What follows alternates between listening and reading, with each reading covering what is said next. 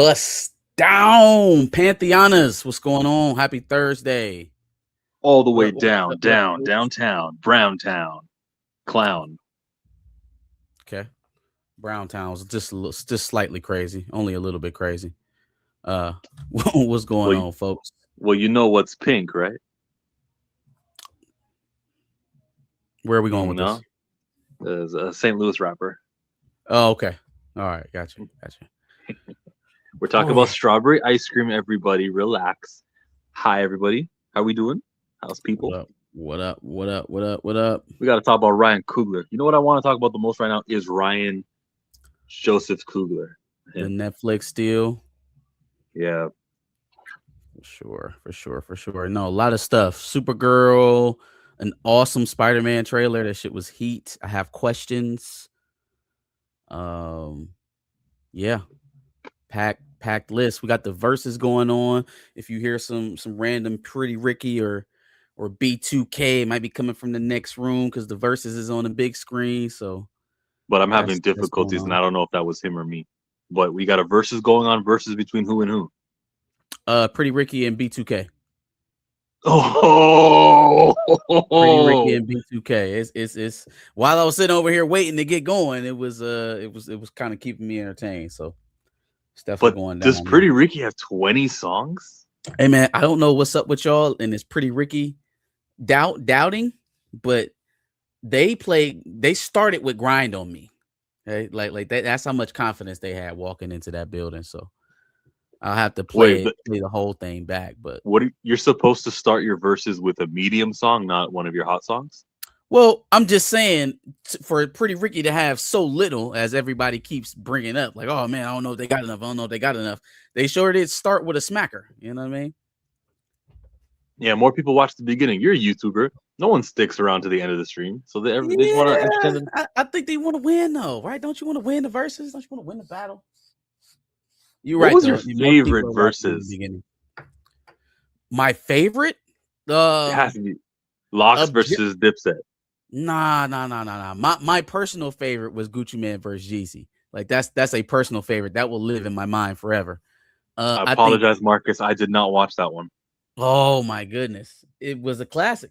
It was the one where there was actual real beef. Like we might fight, other than maybe cash money and no limit.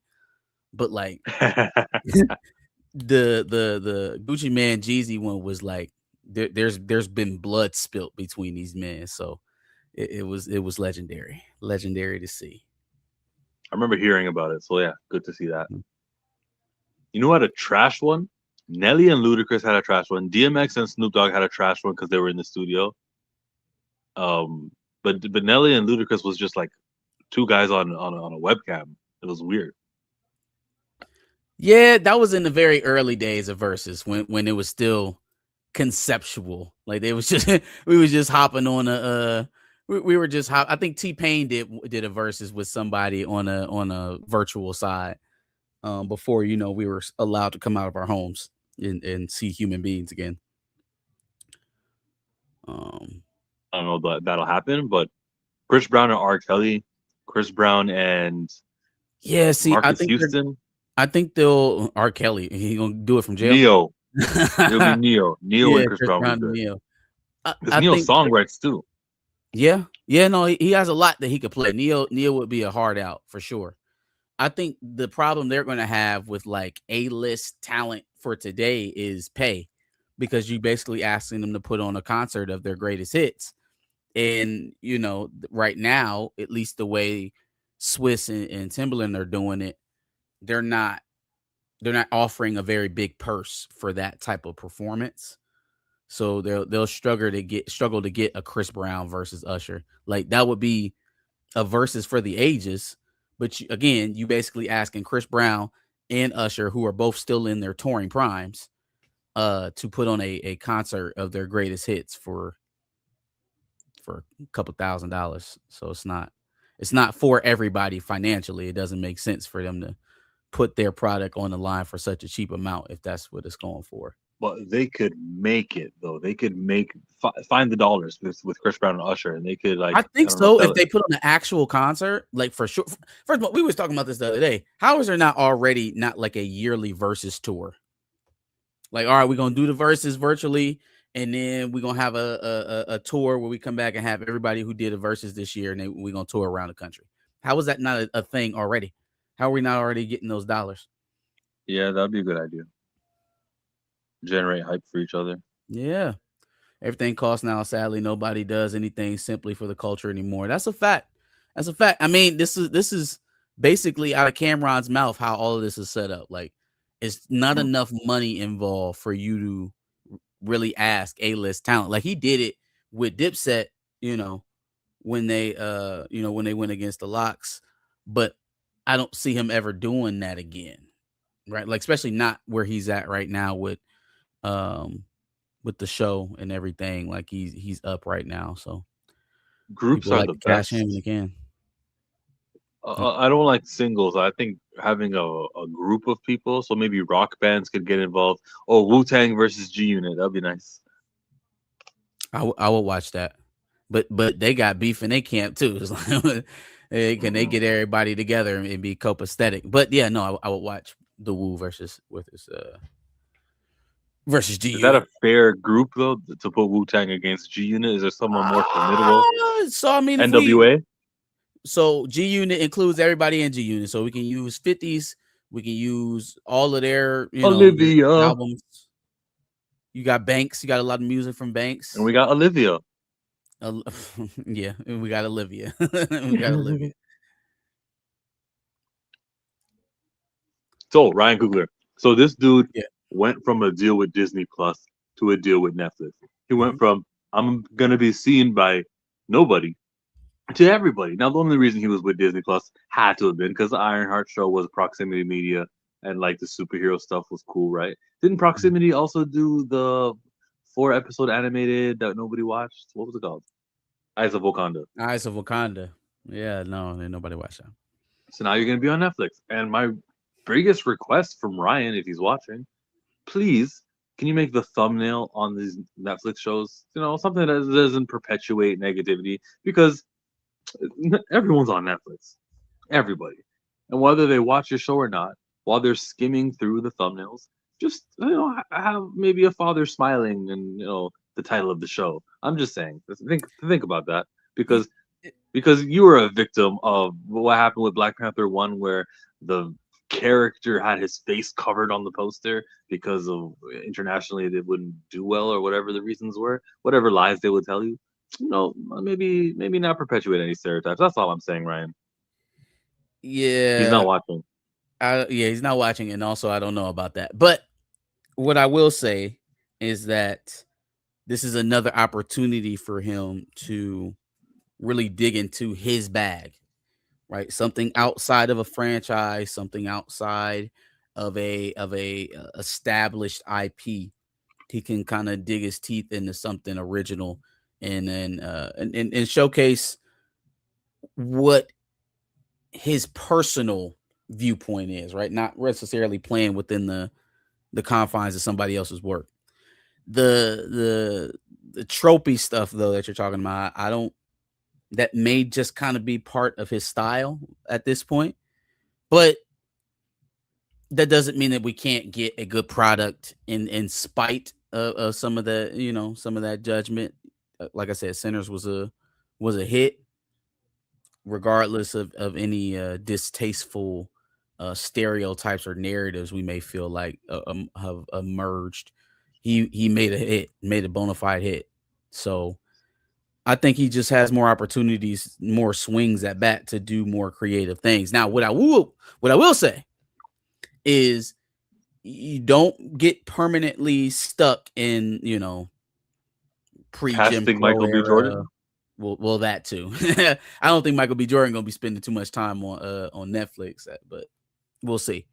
Um, but no, in terms of what you can do, man, you open, do some fantasy, do a crime thriller, do a rom com. You know what I'm saying? Like, really dig your teeth into something. I want to see how far as a creative you can stretch. And so, got a blank slate with Netflix to do whatever he wants. So see where we go. See, now you're talking to him like he's watching, but he's not. I think it'll be good. I think he's good. Even Sinners, yeah, I've got some problems with not the movie Sinners, but that there was oppression. Even though he does kill the clan members towards the end of the movie, it's that the clan members were there, and it's that there was cotton picking, that there was these things in my $90 million budget film. Like, damn, I can't even escape it for I want just vampires. Why do I have to get that? So I got my like minor issues with it. It still was solid as a movie, like very very enjoyable and transformative, and all the good things I can say about it. Yeah, I wasn't fond of him sitting around waiting to get shot by the KKK, but it is. Plus, I also detest gut shots, like instant death gut shots. The shit really pisses me off. It's like a running trope that, like, I see. It was in season 5 of The Boys. That's how Billy Butcher died. It's like, oh God, he should be writhing in pain for an hour. Why is he dying so Damn, quickly? Anyways, that's how um, Billy Butcher died. I was gonna watch that. you weren't gonna watch it. Mhm. But no, man. I mean, in spite of the fact that we can't get a black dad to survive, he does put on a good show. So, so I will be interested, at least to see what he's got coming up, what he does with it.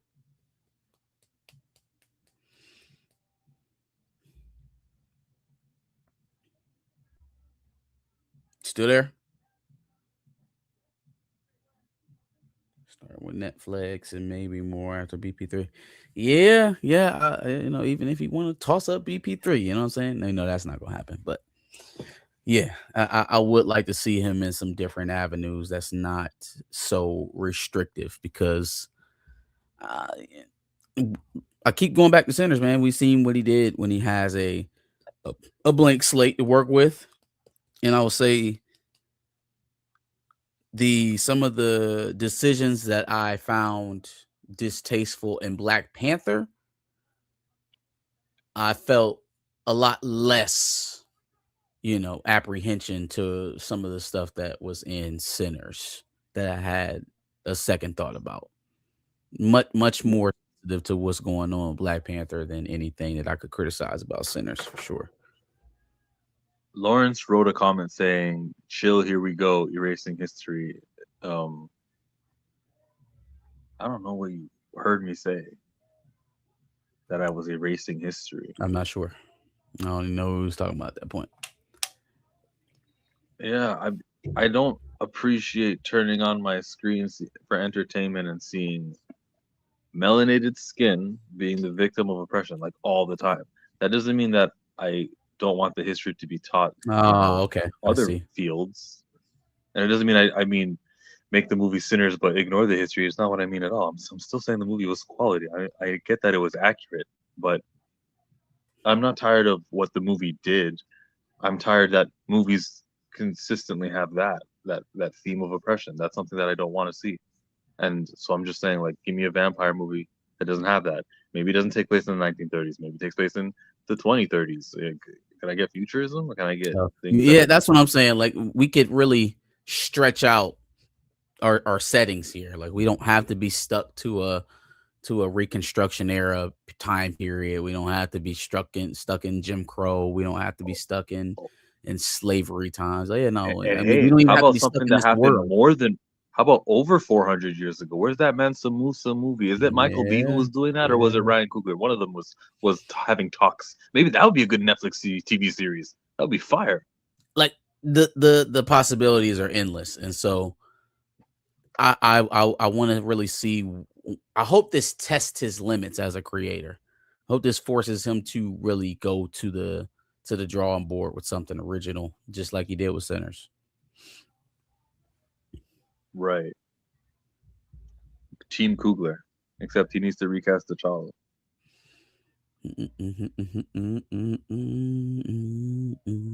You satisfied, Lawrence? Yeah, yeah, we was late. What about it? Say, nah. Listen, man. The verses was going. You know what I'm saying we had some technical difficulties. We here now. We glad you here now. Yeah, we're here now. We're here for X-Men '97. 1997. They're not calling it 98, but you know they will, right? You know when Eventually. a TV show has 3 seasons, Disney will change it because they don't want to have to give rights or whatever the stupid rule is. So it'll be X-Men Mhm. 98 if this Just thing like keeps they going. did Proud Family, ending on season 4. Mm. Smoke and Mary go through adventures throughout the decades while they survive as vampires. Yeah. Throwing an overarching villain of some sort, and that could be interesting. Michael B's not coming back for that. They'd have to recast. Yeah, no, they would definitely recast, but him and Haley Steinfeld, she ain't getting up off them pregnant feet to come work for Netflix on a mini series. She didn't have the baby yet. I don't know. I don't I, keep up with it as much. I just you don't know keep she up was with your pregnant. sister Haley. My what? Your sister. Your You gotta sister. stop. You have to stop. You gotta stop. So X-Men 97 A is out Sinners here. anime about Smoke and Mary. I'm intrigued. I'm intrigued. Okay, I got you. Back to X-Men. Okay. This is a lot of people are giving compliments to the show and like feels like the energy around it is yeah, the show that we all liked is back. And I'm waiting for the car crash. Now, of course, I could be wrong and this could be phenomenally well done and it's gonna take more than one episode, but you know how hyperbole works. I think people are gonna get that Boondocks season 4, where Aaron Magruder was not part of it anymore, and it was just lacking what the spirit is. What show are we talking about? X-Men 97 with the second season where they did rewrites. Shit. Yeah, no, I'm apprehensive as well, right? Because I do think you felt Bo's influence on last season, good and bad, and so you telling me that you went back and you dug deep and you rewrote a lot of things as to, I mean, you took the man's writer's credit away, so I can't assume that you were really headstrong about leaving his work intact. It's asking me to trust Brad Winderbaum and company to do what we got out of season 1, and I just don't know. I just don't know. I think we'll know pretty early. I don't think it'll be too far. I don't think we'll have to get halfway through the season to know whether or not this is still going to be a good show. We'll know fairly early. We'll know within the first 3 episodes or so whether or not they were able to capture what we got in season 1 and carry it over to the new season in Well, spite you can. of gutting the show. All it will take is one good episode to start with to make you feel like your confidence is where it needs to I be. I don't know because I mean, think about how the reception was to X-Men 97 in the first couple of weeks. The last time for season 1, people were clowning it when they first saw the animation online, and it What? wasn't until we got the first time we saw animation from X-Men 97 they were getting clowned. The very first time because the it didn't, I don't know, something about the talking scenes, the non-action scenes kind of seemed a bit off. Once you put it into the broader context of the rest of the show with all the other, amazing scenes that we saw in there, it kind of blended in. But that first initial look, it was like a conversation between Jean and Storm. And people was like, Yeah, I don't know. in the I bedroom. don't know. So I think it does have to sustain a bit. Plus, season 1 set such a high expectation. I don't think people are going to be happy about, a oh yeah, we had a great episode 1 and then it tailed off the rest of the season. People are going to be expecting a follow-up to what they got this last year. hmm Hype level for this or hype level for Supergirl? Chat, I want to ask you, which one are you have a higher hype level for? Because, Why would uh, you do that? Why you do that? you know, that Supergirl thing is like, when is it coming out? It's today, isn't it? Yeah, and what is already out for it in terms of reviews is pretty, it's pretty scathing. It's not good.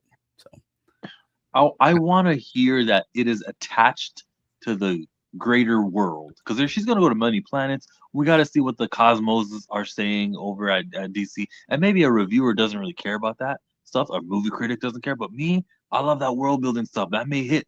I might resonate with this.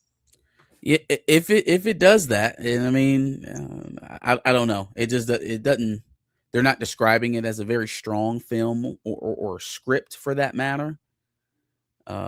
It's always good to throw James Gunnisms back in his face about having coherent scripts and whatnot before we bring projects to uh projects to fruition. But I haven't seen it, so I can't make a clear judgment. It's just maybe we'll talk a little bit about it more. There are some pretty bad reviews out right now about it. Or Mr. Alkebulan doesn't care about neither. But Iconic said he wanted it. He likes the hype for X-Men over X-Men. Supergirl. Yeah. Mm. Yeah, no, I see that completely. I think that's pretty much where the crowd is at this moment. I mean, I've seen a few people trying to give it its what do that they could, but even in the positive reviews, it's not glowing, right? Like at best, you're getting satisfactory. At worst, you're getting abysmal. Yeah, it's not great. According to those critics. But who cares what the critics have to say, For right? Millie Who Bob's cares about career. Rotten Well, Tomatoes? I mean, hey, listen, man, you choose to play these characters, and not just you choose to play them, you choose how you're going to present your version of them as well, is something I could say. And so I always think it's interesting when people try to take the route to fight the current of the fan base. And it's like, I don't know what it's almost like you're trying to make your time there brief. Mm-hmm. But you know, yeah, you gotta let people kind of learn on their own, do their own thing. Well, what is Zendaya doing right? Why do we all seem to still like her? Number one, I think she's one of the only remaining bona fide stars in Hollywood. That's number one. She has true star power. Number Why? two, she's got that it. She got that it factor. I don't know, man. She's got it. And beyond that, she, I feel like she stays in a very comfortable lane of like not being so like filthy rich, that gaudy rich that people start to hate you for it, but just normal enough that you think you can sit down and have a beer with her. I think that's why people love her. Right? She's right down the middle. I don't think either side politically has anything bad to say about Zendaya. I don't think there's really any demographic in America that hates Zendaya. I think I can think of one demographic. I can't. Racists. Well, sure. Okay. Yeah. Well, but they hate everyone. Hate is their default setting. Lauren says Zendaya been acting since she was a kid and has the media training. Yep. Yep. She's pretty talented. She kept her mouth closed and stayed private. Basically. Yeah, basically. Is that why I like Anne Hathaway also? Anne got she has some beef. I can't remember who it was with, but she had some. You what? That's not fair. You can't say, I don't remember why I No, don't no, like no, her. no, no. Again, I don't have archive celebrity beef, but I do remember vaguely somebody talking about Anne Hathaway having some problems with I somebody in Hollywood. refuse to accept this Anne Hathaway. This is You hearsay don't want to take it. objection. Okay. No, Anne Hathaway is cool. The Princess of Genovia? What? Okay. She did nothing wrong. Hilary Duff too. Next thing you know, you're gonna find out she's a Zionista. What? No. You never know. She would never. No, I don't think she would be, Okay, all but right. well, Okay. let me just say though, like they are all scared to death. Like the actors in Hollywood, they're like really scared not to be made an example of and stuff. Well, I mean, but that's new too. So like we can't take that for granted that just all of them have gotten the message. Like that's relatively new. It was just maybe 5 years ago. It was a different, completely opposite of the spectrum. Like that's where you were safe at, was underneath that umbrella. So we can't take it for granted now that the tide is starting to turn, that everybody's gotten the memo. Okay, so I'm naming Disney people: Hilary Duff, Anne Hathaway with the Princess Diaries. That was a Disney movie. Let me think Mhm. of a non-Disney, actor or actress who we really, really, really like still, who never participated in the A Mouse. child actress? like Miranda Cosgrove, she's cool from iCarly. That's Nickelodeon. Always liked Mhm. her. Nick Cannon, like, was he ever Disney? He was Nickelodeon. There we go. See, Yeah, Gabriel Iglesias from all that, and I really love him. dope. See, we got lots of people who started young. Keenan and Kel. Is it just be Nickelodeon and we'll like you. Yeah. X-Men '97 gonna be on Disney Plus, so re up those subscriptions, everybody. Do what you do have to do to watch it. That's what I'll say. What Do is what on you got Disney to do. Plus though? If you're an adult, like, yeah, I know if you got like a 5-year-old and do what you got. Yes, I guess maybe. it's also an advantage. You get Hulu with it now. It's just included, so you can watch everything that's on Hulu on Disney Plus. So that I guess Yeah, that's better. actually, that would be the answer. Yeah, so there's the Hulu stuff you could probably get into.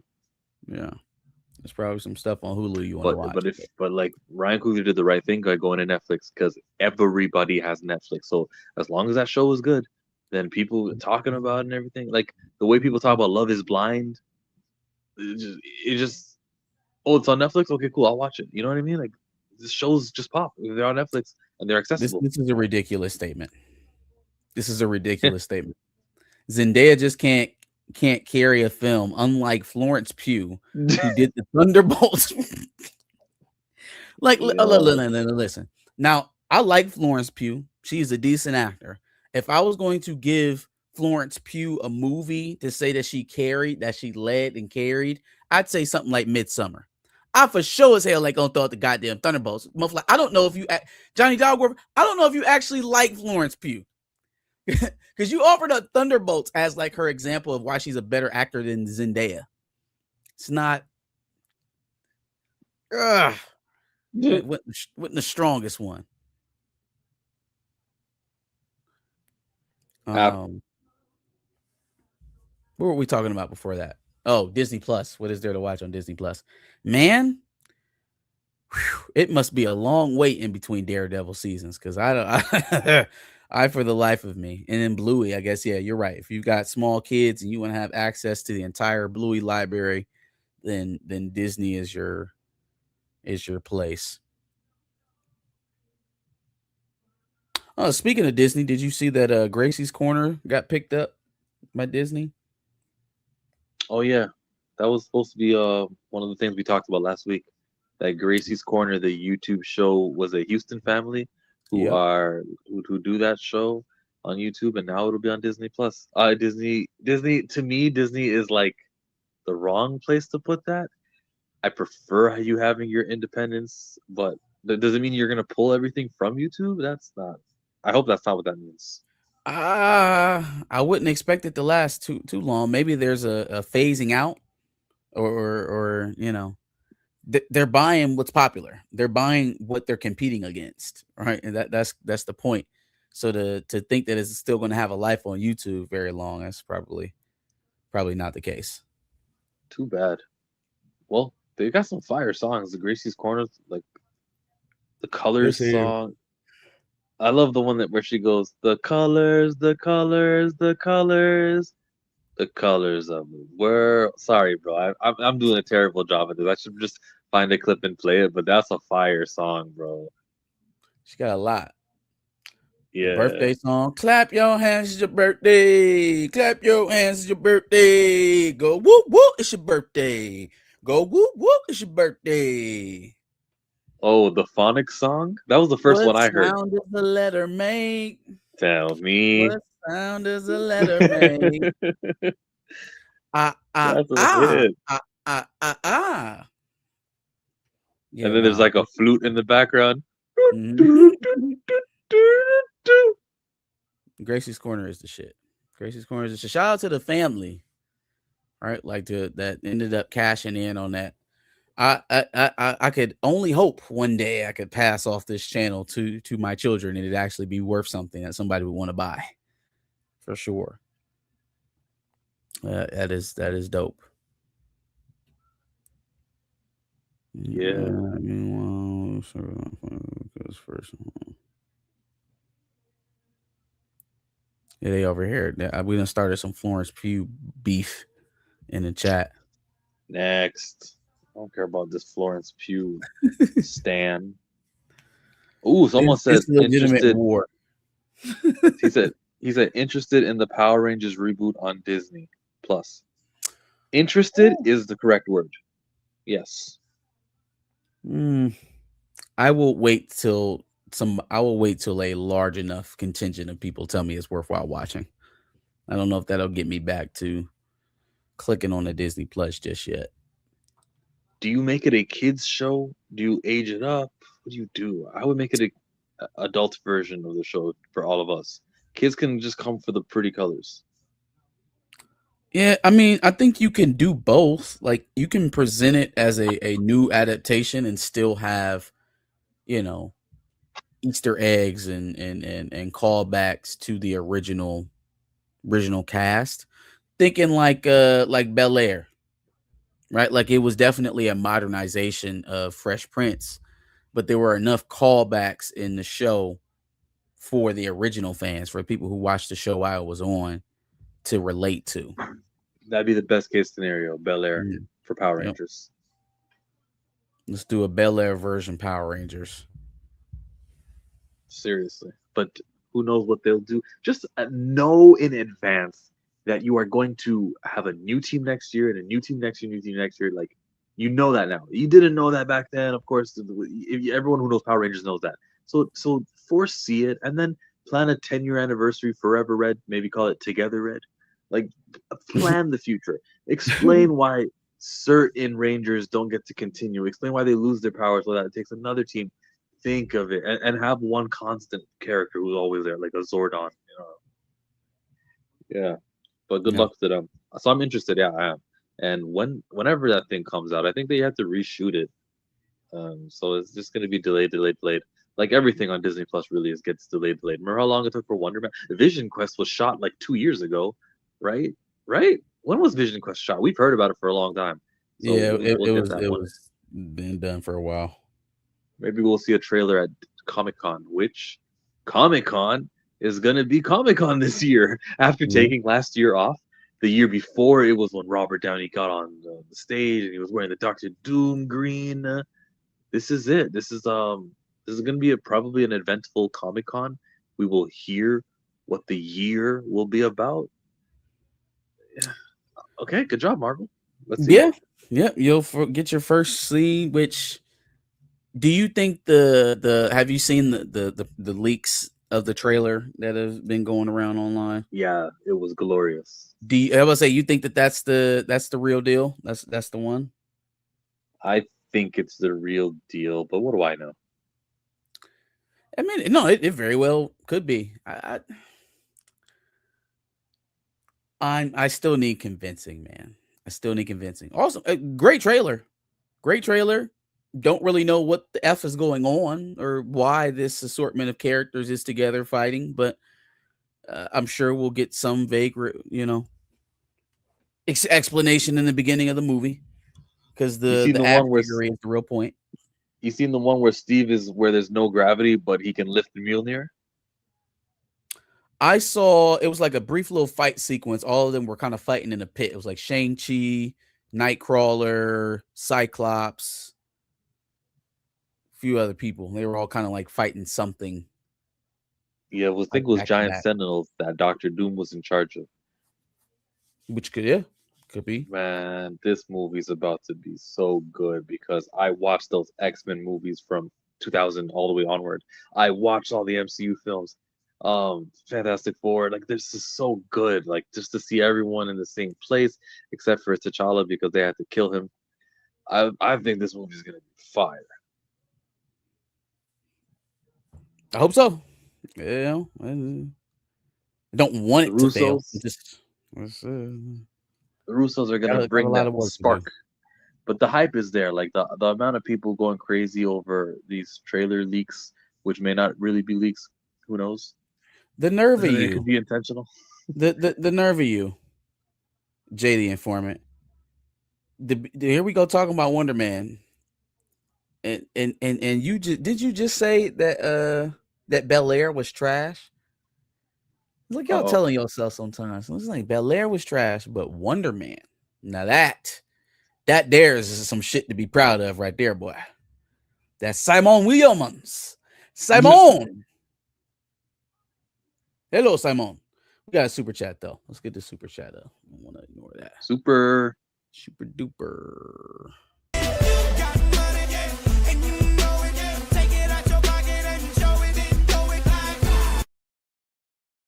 Way that way. Davis movie. He did his coming out soon. David's movie he did is coming out soon. David. Who's our friend David? David's movie. He did his coming out soon. We appreciate the $2. Trying to understand. You Vincent can Noir write in text, 536. Yeah, we don't get the super chat, but just explain it in a chat, and we'll read exactly what you mean by David's movie. What you meant? Who's is Yeah, there someone we know named David who makes movies? David's movie he did is coming out. Maybe he's one of Darius' people. maybe. Appreciate the $2 though, fella. Yes, thank you. Anyways, They killed T'Challa. What? What? Put the bottle down, Mike. put the bottle down. I was talking to Mike about wrestling in the DMs a few. No, actually, we were talking about something else. We're talking about comic books and stuff. Uh-huh. But salute to Mike, bro. Mike, I'm gonna need your advice, bro. I'm gonna need you to tell me when they do the Oh, Static man. series, or tell me when they do the Vixen series. What's this absolute Batman thing that one of you guys wanted to talk about in our group chat? Yeah, apparently they're doing an absolute Batman animated series at What? Prime. Mm-hmm. So, absolute Batman is that the Lucius Fox story, or is it somebody No, else? No. Okay. absolute Batman is Bruce Wayne, except he's poor in this universe, and he's like 7 foot tall, really bulky.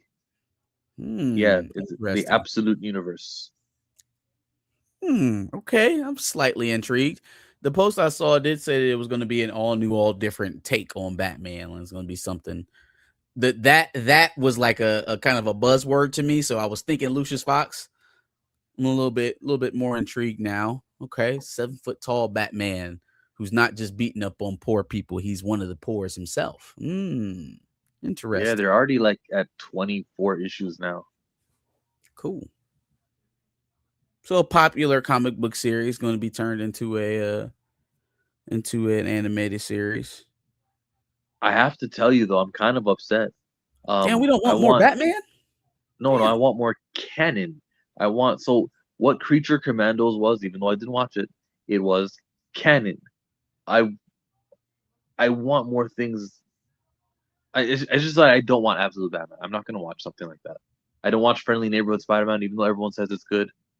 I just don't want to enter a new world of a new canon and just like fall attached to these characters we'll never see again. Maybe if you're Gotcha. lucky, in the Miles Morales movie, you might see Friendly Neighborhood Spider-Man maybe for a quick cameo, just like Donald Glover was in there. Like maybe that's what you get Yeah. for as a reward for watching Friendly Neighborhood Spider-Man.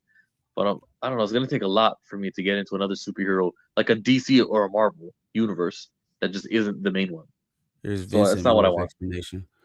I meant the original Green Ranger. His movie he was making is coming out this year. I saw it pop up on the Adam app. Oh, okay, got you for sure. Okay, Jason David Frank, the original Green Ranger, his movie Mhm. he's making is coming out. Shut up. He was making. He passed, right? Yeah, he but Yeah. by suicide like about Yeah. 3 years ago.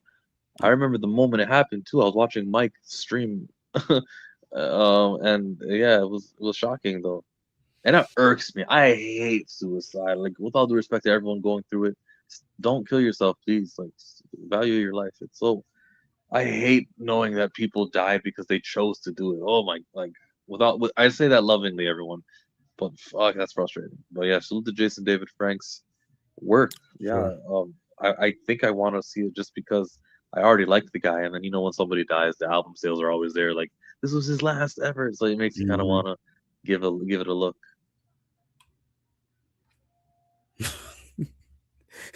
Batman poor. Hell no. Destroy. Oh, there was another. Yeah, it was another movie. DC's animated stuff is they putting in a little bit of work. Putting in a little bit of work. But they were always beating Marvel in the like animated movies and television shows and stuff like that.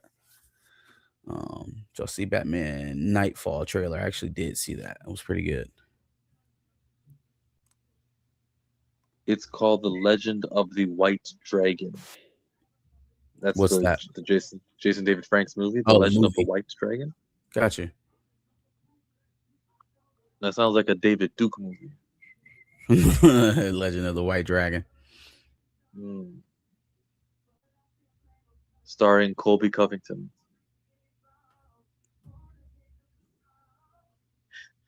Ah, looks like we've got our third member here. What up, Darius? What's going on? We did X-Men. We did everything but the House of the Dragon. I mean, we could certainly circle back on a few things. We didn't break into Supergirl all like that just yet. What's there to talk about? Did you see the movie? Is that where you were just now? Oh God, no, I'm not paying to see that. No. Why not? Guardians 4, right? Absolutely. Yeah, don't do not. James Gunn like that. Absolutely not. Am I paying to see Supergirl? That is, I mean, I've been saying though since the previews and things for Supergirl that it looks like an abysmal mess. It looks like it's going to be a disaster. It looks like it, and this is not like Gunn directing or anything like that, but I see why he loved it so much. Just the clips that I've seen from it.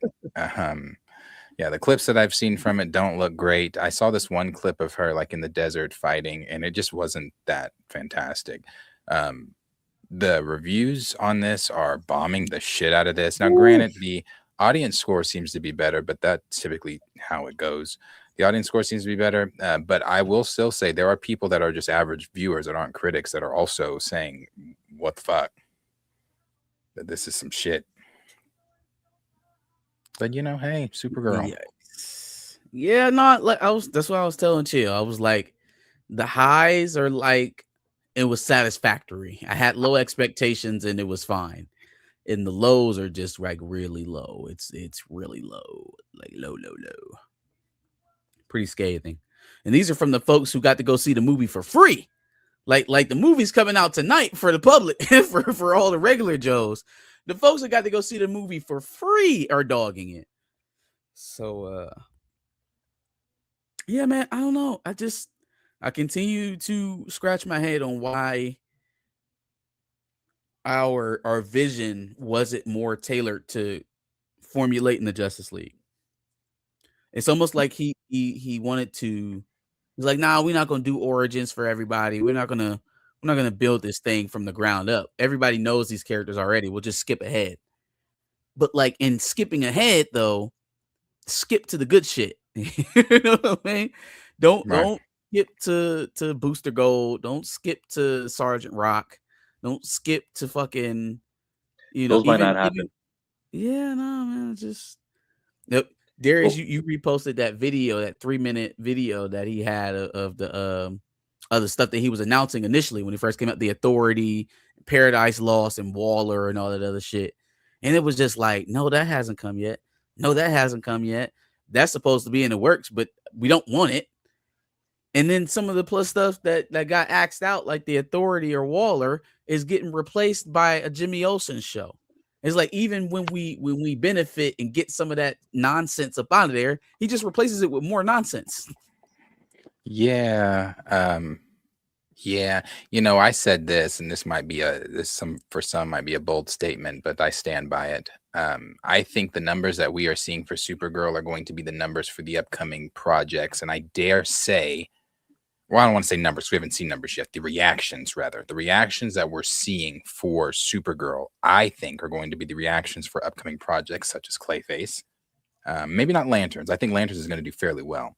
And I even think Man of Tomorrow, because let's not pretend. Now, again, depending on the cameo that are in it, the characters that are in it. But let's not pretend like the first Superman film for the DCU just was fantastic in numbers No. or in reception. So, I don't know. That's why I've always stood by the league. I've always stood by the heavy hitters, bring those guys out first. Then if you want to have your fun with these other guys, do that. But it always made sense because I'm be honest with you. I fear if this was a Wonder Woman film that we're talking about, because since people like a lot of the criticisms right now are, why don't you guys like women-led films? That has nothing to do with it. It has zero to do with this being a woman-led movie. It's simply that nobody cares about Supergirl. If Booster Gold goes up and people go crazy for Booster Gold, I'll eat a sock on stream.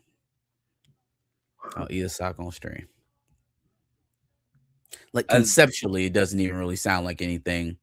And then who they're talking about casting lets me know that it's going to be another jokey laugh fest. It's like,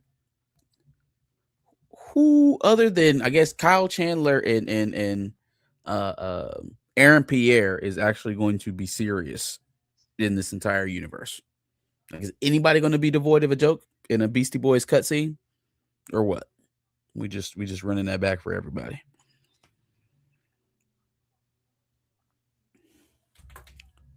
You suck.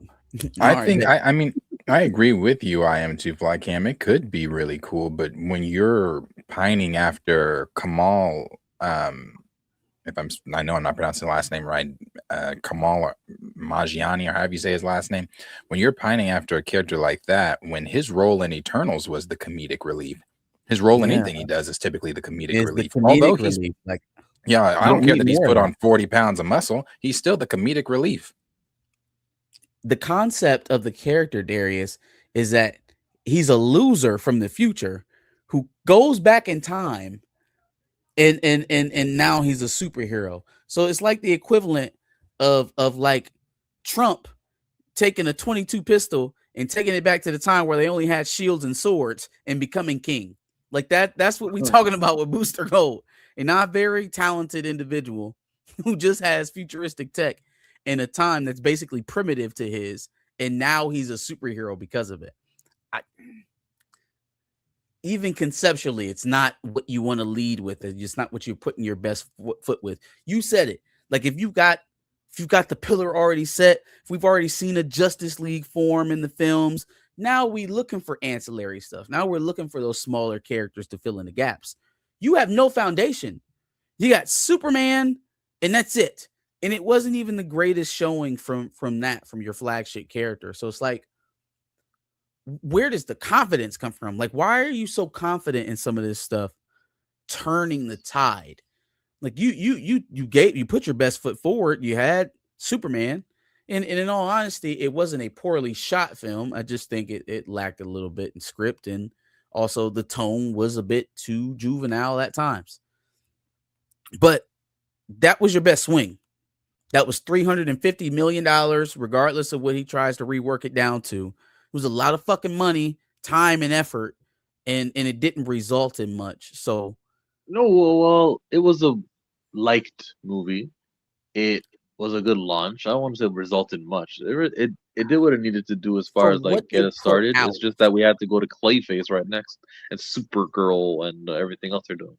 Sure, but for what they put out for it, you would have hoped to at least crossed into the $700-800 million range to let you know that, okay, we got back what we put up into it, not just in money, but in time and exposure and how heavy they leveraged into that movie. You're not expecting to make $500 million. You could have saved yourself on some marketing and went out and made $500 million. It did 6. Okay. That's a big difference. Is it though? I'd say Kamal's pretty fucking confirmed. I mean, he's all but confirmed from the studio, but I'd say because out of since we've talked about Booster Gold, since Booster Gold has been talked about in the DCU on the DCU slate, there's been no other name attached to Booster Gold besides Kamal. There's been no other celebrity's name attached to this character. And then what confirmed it for a lot of people was the Peacemaker premiere. Yeah, on Right. yeah. Flagrant There was when he one was other there. dude. There was somebody else. Remember, before dude, it was a guy from American Pie. Guy The from dude from American American Pie. Pie. The blonde guy. Um, what the fuck is that guy's name? Stifler, Stifler. Stifler, yeah. Sean William Scott. That was the first guy. Oh, That I when they see. when Booster Gold when they Oh first started talking yeah, about it, him. I they do said remember him that. first, and then it became the other guy. I do remember that, but this one I don't think I ever believed this one. Because what is the last thing that Sean William Scott has done? The Rundown. No, he was in some hockey movie a couple years, not too long ago, some years ago. I mean, I remember him as being, the at that time he was kind of like what's the dude's name? Andy Milanakis. nah, not Andy Milanakis. He was in Role Models. That's another one. He was in Role Models with Paul Rudd. He was in Role Models. The Yeah, last thing, I mean, McLovin. the thing I remember him the most for, and I don't know if this means anything to his career, but is dude, where's my car? That's what I remember him the most Dude, for. where's my car? Yeah. That's what I remember him the most for. So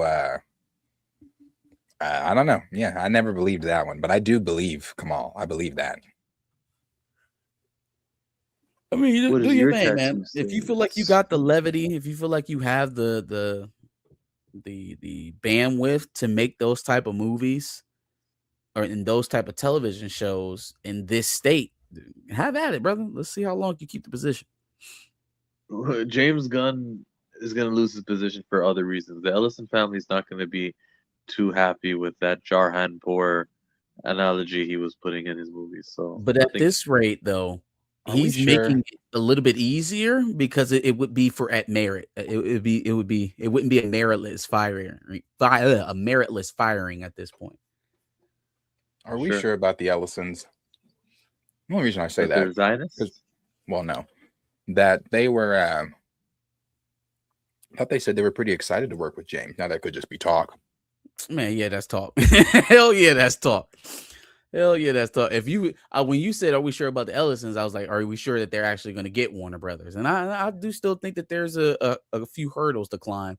There are a bunch of state AGs that are holding it up. There's some problems internationally with getting it approved. So, uh, do they ever even really get this? I think if it gets past a certain point and the sale hasn't finalized, then they have to pay Warner Brothers some money back. So your guess is as good as mine if it ever officially ever goes through. But in terms of whether or not the Ellisons will fire James Gunn based off of ideological reasons, absolutely, 100%.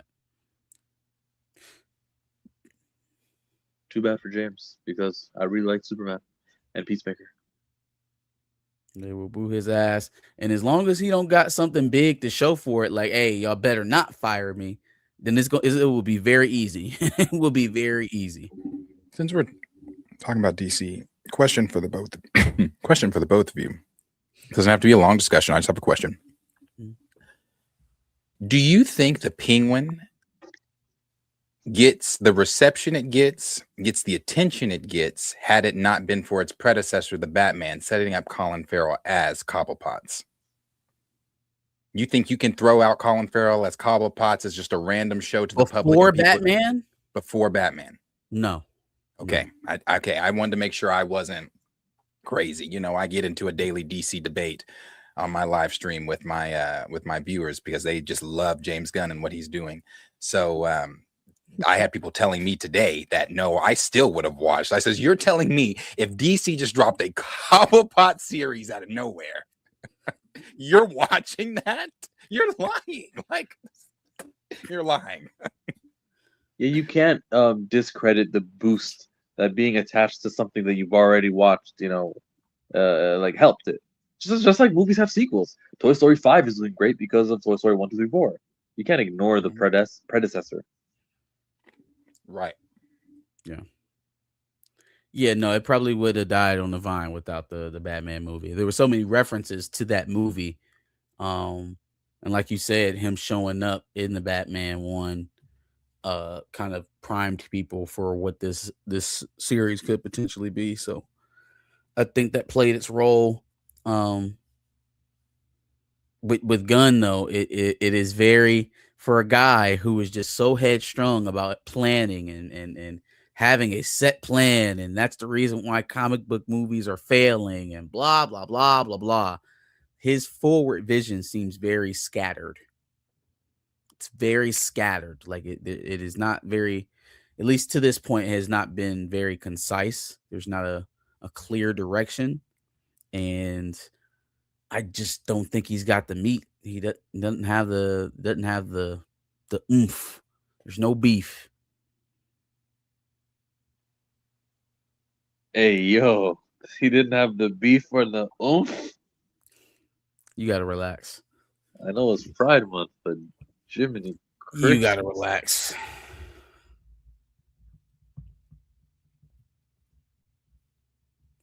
James Gunn was not Next, involved in the Penguin. are we, yeah, he wasn't. Are we done with Supergirl? Well, so was the audience. Ha ha ha. I believe that, Mike. I do. I believe. I didn't watch it, but I believe. From what I've heard, I know Penguin was a massive success. I'm just saying, Very good. for the people that were telling me that, oh, I still would have watched it. I would have watched the Cobblepot's series if it had. Oh no, nothing they to do with- lying at their teeth. I know. Yeah, I know. I'm they- like, they what the lying. hell? For No, sure. you're not. No, you wouldn't. Look, the only reason why you were remotely hyped for this movie is because it was the same guy from the Batman movie. Yeah, if he Oh, didn't and do such I a had- good job. Well, I had Yeah. them telling me too. Well, also because it's Colin Farrell. So you're telling me I don't give a damn who it is. Hey, Colin Farrell done made a bunch of movies I know y'all niggas ain't never seen. Has never seen. It's this movie called The Lobster, and it's him, and it's the dude who just played Silvermane in the Spider-Man Noir series. I know 90% of the audience right now ain't seen that movie. Colin Farrell was in it, so I gotta watch it. Don't play.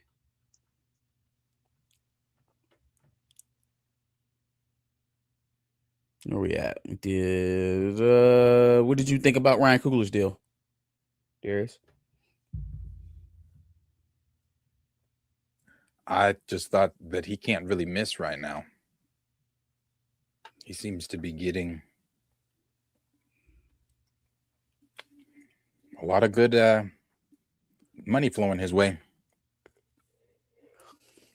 Yeah. A lot of good money flowing his way. First look deal. No more IPs. Original content. Now his TV shows, I will say his TV shows haven't been as strong as his films. But still, You just wait for X-Files. that would be the one to prove me wrong. It surely wasn't Ironheart. No, it was not Ironheart. So it was not Ironheart. Or Eyes of Wakanda. Wakanda forever. I was just thinking the other day, random thought. I used to love Wakanda Forever. You put your hands in an X, it's the whole thing. And then when they named that second movie Wakanda Forever, I get the ick when I think of the you term do the Wakanda thing. Forever. Yeah. Yeah, well, they did do that. They did, make Wakanda Forever a call for T'Challa's funeral. So Yeah. We gotta change that. They gotta do something about that. Like recast T'Challa. that would be a King. pretty good idea. I wonder how I would recast him. Yeah. Yeah, Yeah, nobody's really all said three that of yet. us. Darius, crazy. would you recast T'Challa if you had a say? If I had to say in what, Wakanda Forever? You see, he had another tab open this whole time. He was No, I was reading the comments. reading the comment. I was just saying, like, if you could recast T'Challa, would you do it? Just wondering if you wavered on that position or not.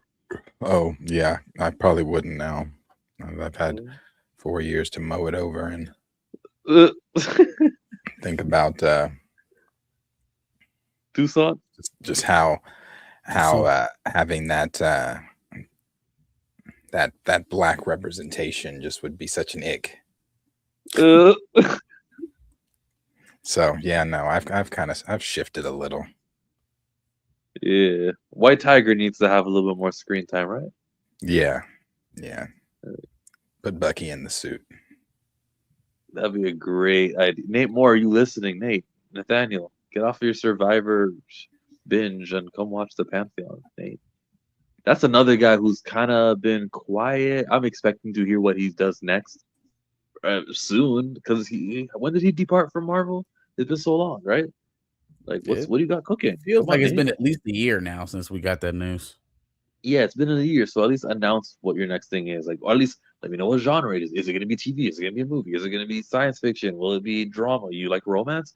You want to do comedy, Nate? Like, and I don't hate Nate Moore's next project because simply it was Nate Moore. Like, if he can provide something, I'll give it a fair chance. But like, what does the guy who produced Black Panther? What does that like status allow for him to create? You know, like, he's probably going to get a decent budget from whichever studio he's collaborating with. So isn't his next project Black Panther 3 that we know? Yeah, but isn't that like 3 years away? So he's going to do something in between? No, maybe. Got to get paid. Guess he does. He could also just stay home, and we'll give you the credit. We'll give you the credit for the work. Just stay home. It's cool, bro. We don't need you, bro. Just stay home. Does Nate Moore have social media, like an Instagram or anything? What is he? They all do. Well, one where he actually is like represents himself, like No. as himself. No. Nah, but he's got the Kevin Durant accounts. Oh, he definitely got some burners. They all now that part, yes, they do all have those for sure.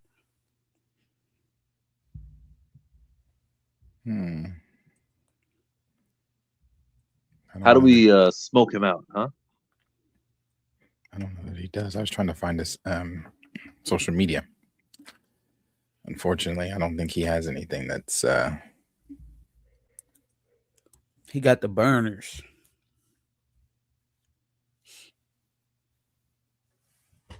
Ow. Well, darn. So I was just curious to what he was up to.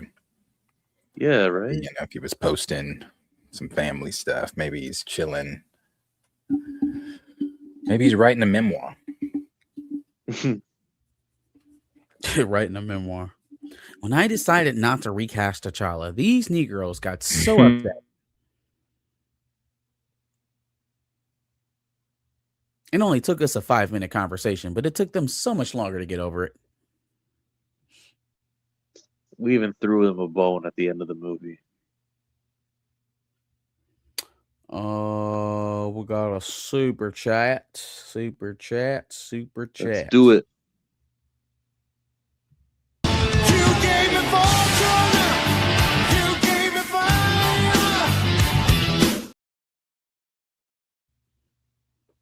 Burning now. Oh, Vaseline based. Ayo. No reviews of Avatar season 2? ? Is it cheeks? Aang grown as fuck. Aang is grown as shit. I only seen episode 1. He's tall. His voice is deeper. It's crazy how long they must have taken before starting this season, because there's just no way. There's how did you not have season 2 planned out? Like, didn't you know that this live action actor would get older? How could you guys take 2 years in between seasons? Like, bro, puberty hit this kid over the head. He's taller than everybody. He's taller than Katara. He's taller than basically maybe an inch or so over Suki, the Kyoshi warrior. And they joked about it a little bit in the first episode. It was like, oh man, you grown so much. He's really sprouted up like a weed. And you're like, yeah, motherfucker. I guess y'all took 2 years off, huh? Because that boy got big. Pause. Appreciate the $2, Vaseline. Like I said, every time we talk about it, he is going. When they get to the Fire Lord Ozai stuff, he's Fire Lord Ozai. Be a grown ass man. He might have a beard. He may have a 5 o'clock shadow. Yeah. By the time Sosa's comment hits, he may have a full-on 5 o'clock shadow. They should do what the Harry Potter kids are doing. They're filming back to back to back to back to back. They Even if got those to. kids get older. Yeah. They got to. Because they know it's a success. They know that everyone likes Harry Potter, and so they're gonna plan accordingly, even if the show is Well, not gonna but come out for a long time. I was thinking it's more so to avoid the very stark puberty jump that's sure to happen with a child this age. But sure, yeah, if you're that confident in it that it's going to be a success, go ahead and run it up. If you can get the studio, if you can convince the studio to do that too, right? Like greenlight the first 3 seasons of the show. We haven't even aired one episode of it. I think Prime is still paying the bills on the damn Lord of the Rings series. Right. But that's it. Yeah, it's you know what? It's a foolproof. Oh, this is gonna be Lord of the Rings. That was probably what they were thinking, and rightfully so. Exactly. It is Lord of the Yep. Rings. Yep. Look at me feeling sorry for Jeff Bezos' company. Yeah, no, I don't give a shit. But I mean, but in all seriousness though, the show is decent. It's still good. Like I'm only 1 episode down. The one thing I did notice is that the dialogue isn't as choppy. It doesn't feel like they did a carbon copy from the script from the animated series to the live action now. There's a Okay. little bit of variance in what they say to each other, even in what's happening. Like the events aren't happening. They're happening in order. The same things, the same results are happening, but it's like I felt like last season was very step by step, like a 1-to-1 of what was happening in the cartoon.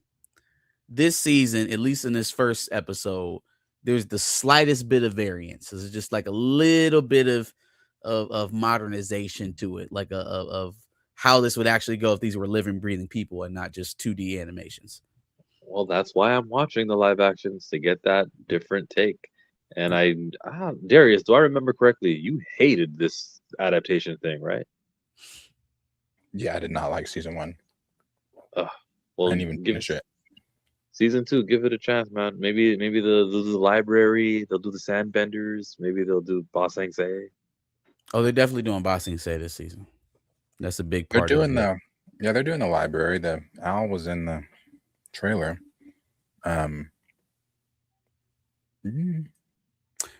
Zula has Mei Lee and what's the other one? The one that can take your bending away. Yep. She got them. Zuko and Uncle Iroh, they out kicking it in the little fields or whatever, picking fruit and shit. Zuko acting like a bitch. Still waiting for his great turn. I hope his character arc comes off the same way it did in the animated series. Zuko in the animated series is one of the greatest character arcs in any television show ever made. It truly is. I don't know if I'll have the same reaction to it in the live action, but I hope I do. Well, let's not set us up for disappointment. You know what's coming, so you're not gonna have the same reaction. No, I still want to feel the emotion of it, man. Like you kind of really felt for Zuko once you started to understand why he was so Zuko, so much like how he is.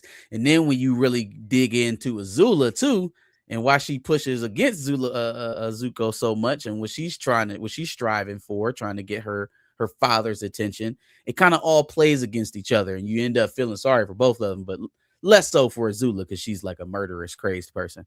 But Zuko, you really feel because he was really like the sweet kid of his family, and he got goddamn barbarized into being what he ended up being out there on the field looking for the Avatar. So it is. I guess there will be some things that are lost in translation, but live action, I really need the Zuko actor to put his foot to the metal this season because he's got some really big parts to play, for sure.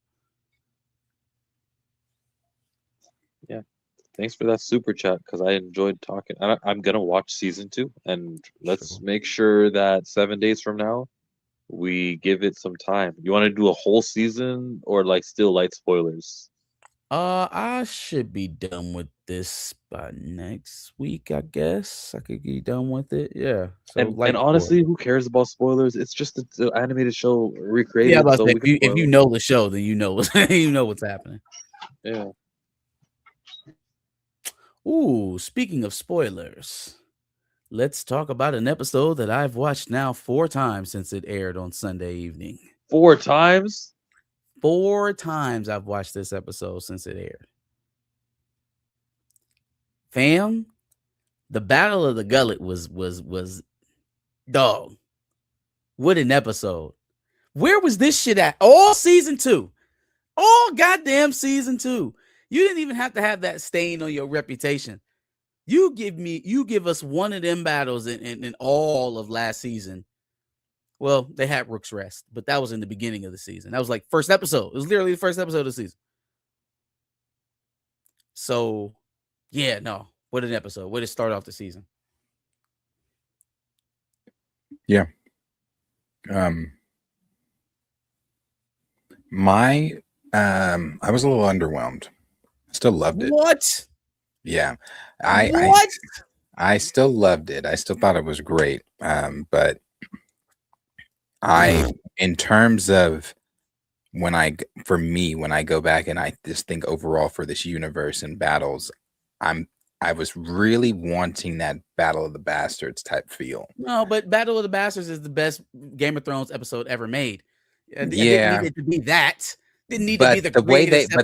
they were hyping the Battle of the Gullet up, and the way that the Battle of the Gullet takes place in like the books and everything, I was just like, oh, this is about to be some. It was, but I was just like, oh, well, they also changed stuff, and I was like, oh, I don't like that.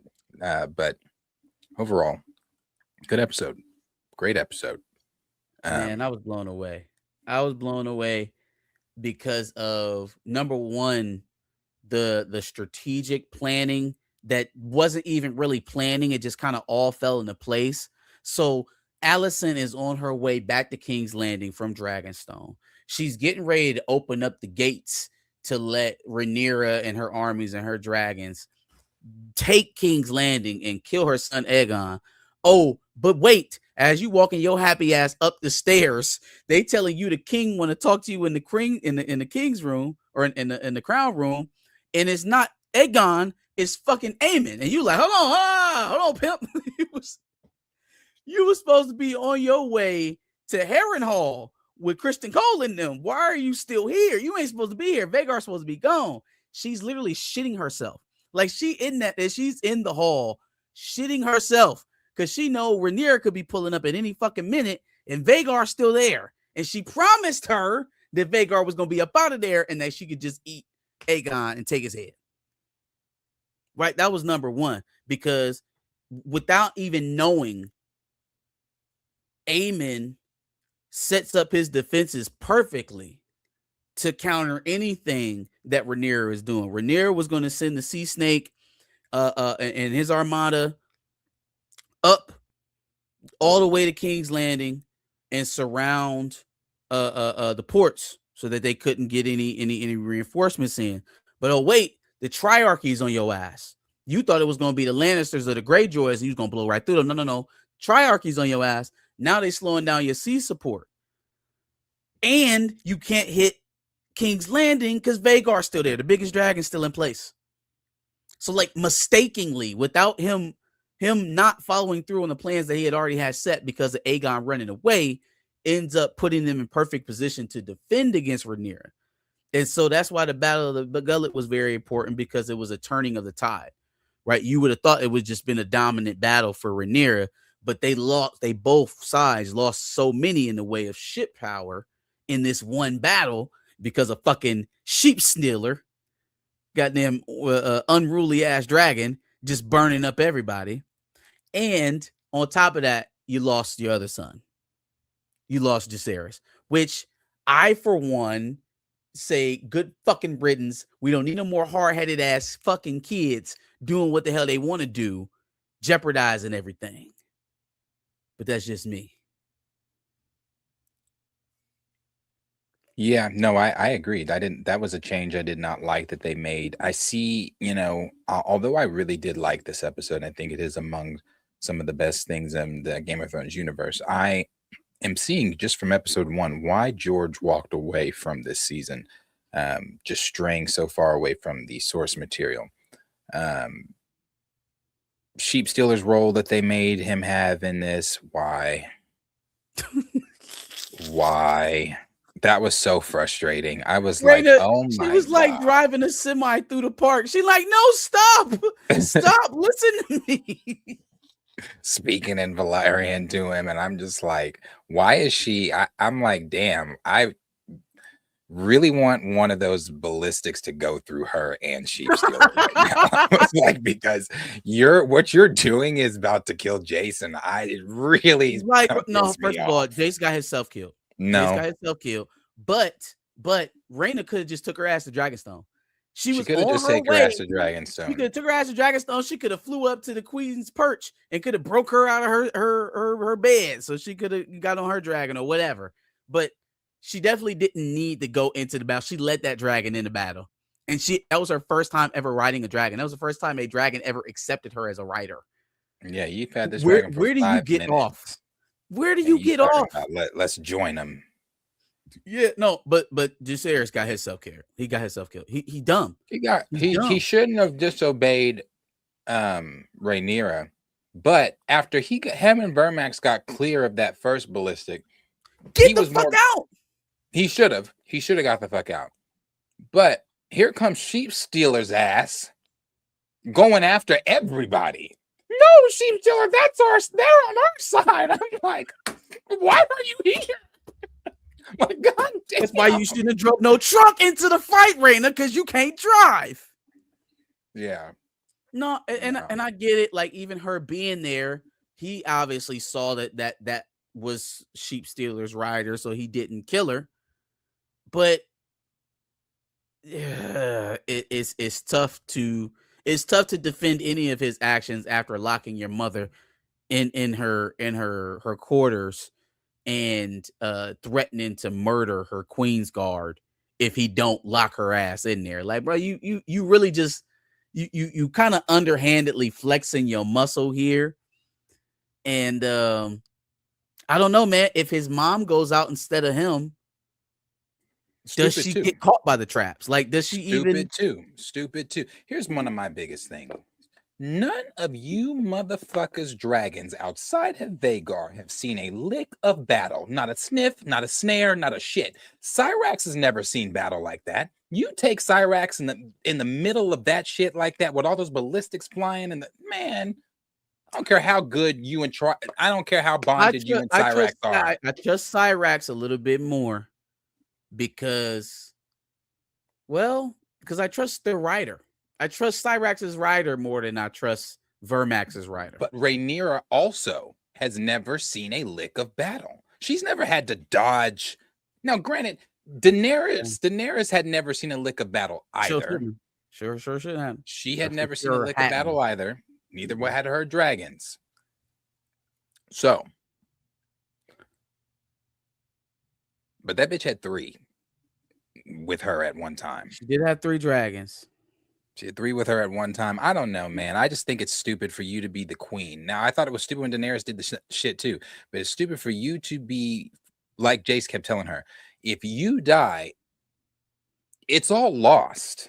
Like, granted, they're not all about to rally behind Jace after that, because then you're gonna have Daemon clawing for power. Here's where I push against it, and I get some of the narrative that they're going with, because this shit wasn't necessarily highlighted in the story that I read about the Dance of Dragons or listened to. But I hear that, all right, you have to be protected at all costs. You got to stay away. But then Aegon the Conqueror came down and he led the charge on all his conquests. Then you got it's a little different. You got his descendant, Jon Snow's daddy. You got what's his name? What was it? Aegon? Aegon. His name was Aegon too. He was leading the charge. You got Robert Baratheon, great warrior, after swinging his hammer. Like all the other kings, get the lead from the battlefield. That's why they was all over Joffrey's back, because he wouldn't actually fight in the battle for King's Landing against Stannis. He was just there barking shit, and then went back and hit with the women. But all of the kings, all the ones that were actually respected, were known for their prowess in battle. So where does that leave Rhaenyra? Where like, yeah, you're right, she's never fought, but there's also a reason to that, right? There's also a point to that. They've purposely held her back from fighting because she's a girl. Yeah, but my thing is, it's just you being queen, you risking everything. You need to allow. You should have let. Because who did you have? You had uh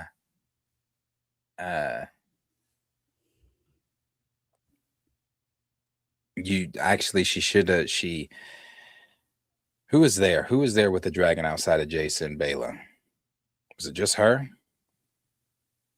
at Dragonstone at that moment? Because you Yeah, got at that Aemond moment, because in the they sent the Riverlands. other 3 riders to go jump Vagar, that's the biggest miss for me, is that you sent the 3 rookies to go jump the biggest dragon on the planet. Like, that's where I want you at. Is you go help them jump Vagar.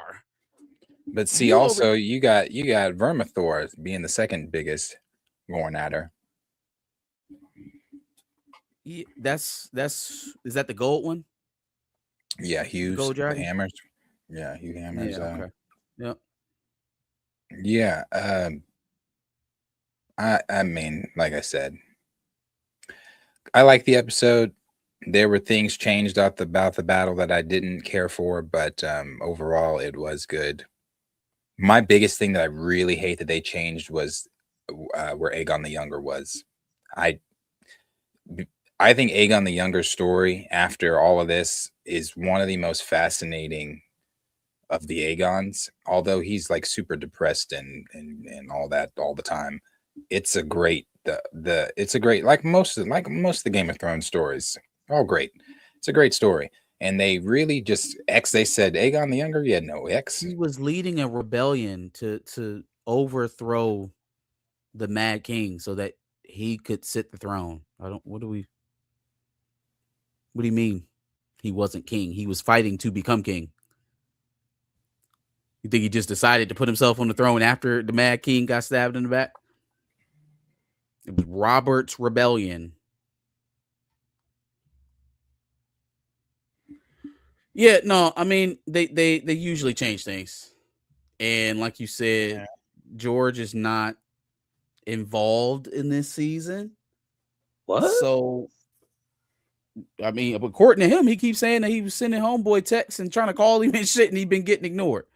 So yeah, George said he walked away because it was they started straying too far from the books and changing things. Like I mean, one of the biggest things is this shit with Sheep Stealer and Reyna. And their explanation for it was, well, we felt having somebody a part of the family get Sheep Stealer would have been better. What? Better than Nettles? No. which one are you reading now? Go ahead, dear Jill. Well, he was subtweeting about a few months ago when George R. R. Martin said something about how they'll always tell you that the books are the books and this has got to be different. We got to make it better. Remember that one tweet he had, or that one quote that I saw on the tweet? Mm-hmm. Yeah, that one. Yeah, So that must have been in relation to his feelings towards them changing it for House of Dragon 3. Probably. And I mean, I agree with him on, I mean, why are you changing my already perfect story? Right. Like, it's already compelling. It's already, like I said, perfect. Like, I don't know why you're changing it. So yeah, but we'll see where the rest of the season goes. I mean, I expect the rest of the season to be just as good. This is silly. You arguing semantics. He led a rebellion not to elect someone else to sit the throne. It wouldn't have been Robert's rebellion if that was the case. Now listen to Jay. Jay's got it right. You better have your P's and Q's, Marcus, when you bring your Game of Thrones. Most kings fight for their throne. Now you have the Targaryen line that had an unbroken succession, so there was no fighting. So yeah, Viserys didn't need to go out there and earn his kingdom. Nah, if Jay's the informant, Marcus is the uninformed. You right, bro. You got it, bro. Fighting ruler, like what else? I don't even know. I don't know. Daenerys. It's another one. Fighting rulers. It's a very common theme.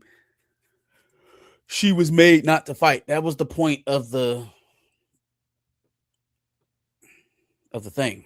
Was the fact that others are made to be seen as brave and valiant when they fight from their leadership positions, as opposed to it's almost expected for them to do so, as opposed for Rhaenyra, who's always been told that she can't fight.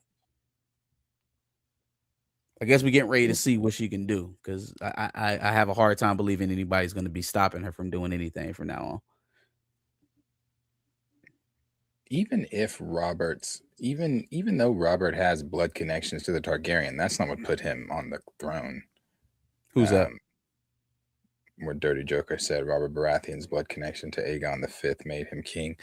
No. What? The Damn, they fought a war. What are we? Because he was never in line to be anything a part of to sit the throne as a Targaryen. So wait. Also, maybe there's a disconnect here. Are we talking in the books, or are we talking in the television show? Right now, I'm speaking from TV show. I'm talking from the TV show. Both though. He's okay. I mean, he is blood related to the Targaryens, but that blood relation never had him in line for the throne.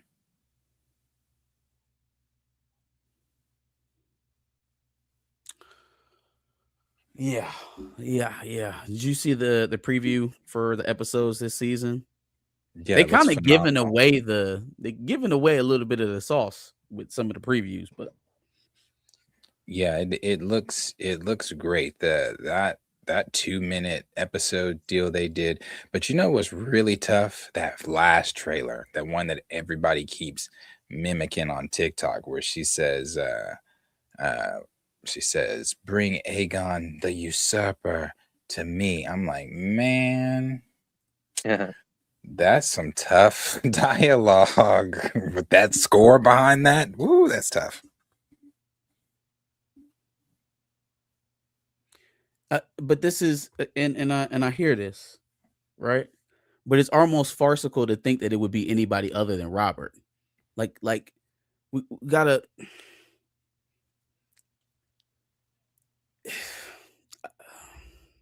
Well, the coup d'etat in Burkina Faso was done by a whole other general, but they chose Captain Ibrahim Traore to be the leader just because he'd be best suited. So there is a real life historical precedence of just because you led the coup doesn't mean you're the guy who gets to become ruler. Yeah, we're talking about a world that has dragons in it. So it's not we talking about that type of world.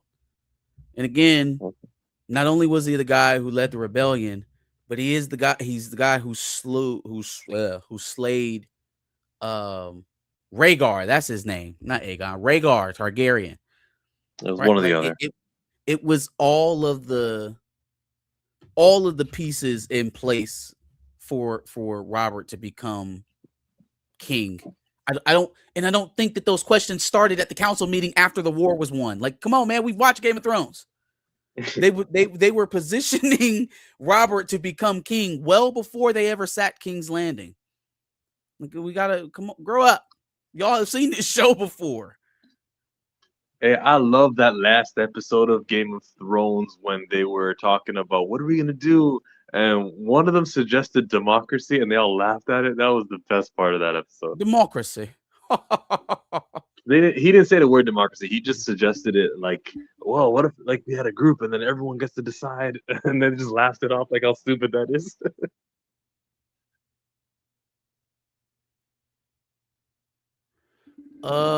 Yeah, all of that does play a role though, from what I'm reading. It's either the sisters, but it's probably the Queen's Guard. It's probably everybody who allowed her to be locked in that room. Like, here y'all go, doing this bullshit. Y'all done locked the queen in her room, and my son dead. Okay, so which one of y'all gonna die? Like, first of all, the Queen's Guard's got to get slayed. I can't trust you. You allowed my son to lock me in my room. Okay, am I queen or is he king? I don't know what's going on here. So all y'all got to die. Then Yep. Raina, we gotta talk. We gotta talk. Because when he told you to take Moon Dancer out there, you should have sat your ass down. Maybe he'd have thought twice about going out there by himself. But you enabling him, you going out there riding out with him. Y'all going, go do hood shit with your friends. So we gotta have a talking to it, and then not Raina. Yo, I'm sorry, Marcus. I was muted, but that made me laugh. Doing hood shit with your friends. That was a very good joke. Good No, job. for real. That's oh no. Who's the one that was a Moon Dancer? Who's that? That's Bayla. Bayla. Yeah, Bayla. That's the one we got to talk to. Then Raina, your ass should have never went. Why you would bring the damn dragon back to the pits here in Dragonstone? It's literally like she hopped into a car for the first time, was lucky starting it up, and decided to go racing. So everybody really could catch it. The sisters, the Queen's Guard, the council. The council should have came over there and unlocked the door. Anybody in here who knew what was going on and let me stay in that room while my son died could be catching those lines.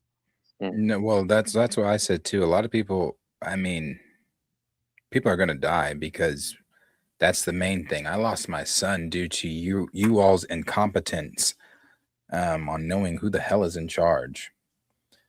And yeah, I mean, no one's I definitely know this. Yes, no one's disagreeing with this. Yes, his grandmother was Rhaelle Targaryen.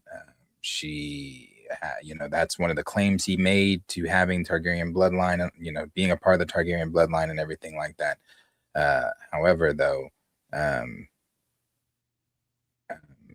one of the things that made Robert also, the guy was the fact that his military leadership, I mean, his popularity, also his bloodline, but also the simple fact too that he's the one that led the conquest. Are we still debating whether or not it was going to be Robert to win? Oh, God damn it! I thought we were talking about something else. Ugh.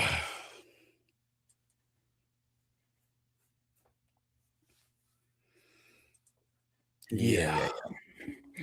So they've got some great shit coming up with this season. Some good stuff, and they're already starting season 4. They're about to start season 4. What's her name? Emma Darcy said that plays Rhaenyra. This is season where 4 will be where it ends. This is where her mean streak kicks in. This is where you'll see some of that battle readiness. If you wanted to see her in action, it's about to come now for sure. Yeah, it's about to come, but it's about to come at a high price. It's going to come at a high price for everyone. That is the point of this story, is that this conflict should have never happened. And if they'd have done what they were supposed to do in the first place and just left everything alone. Hell, if his daddy, him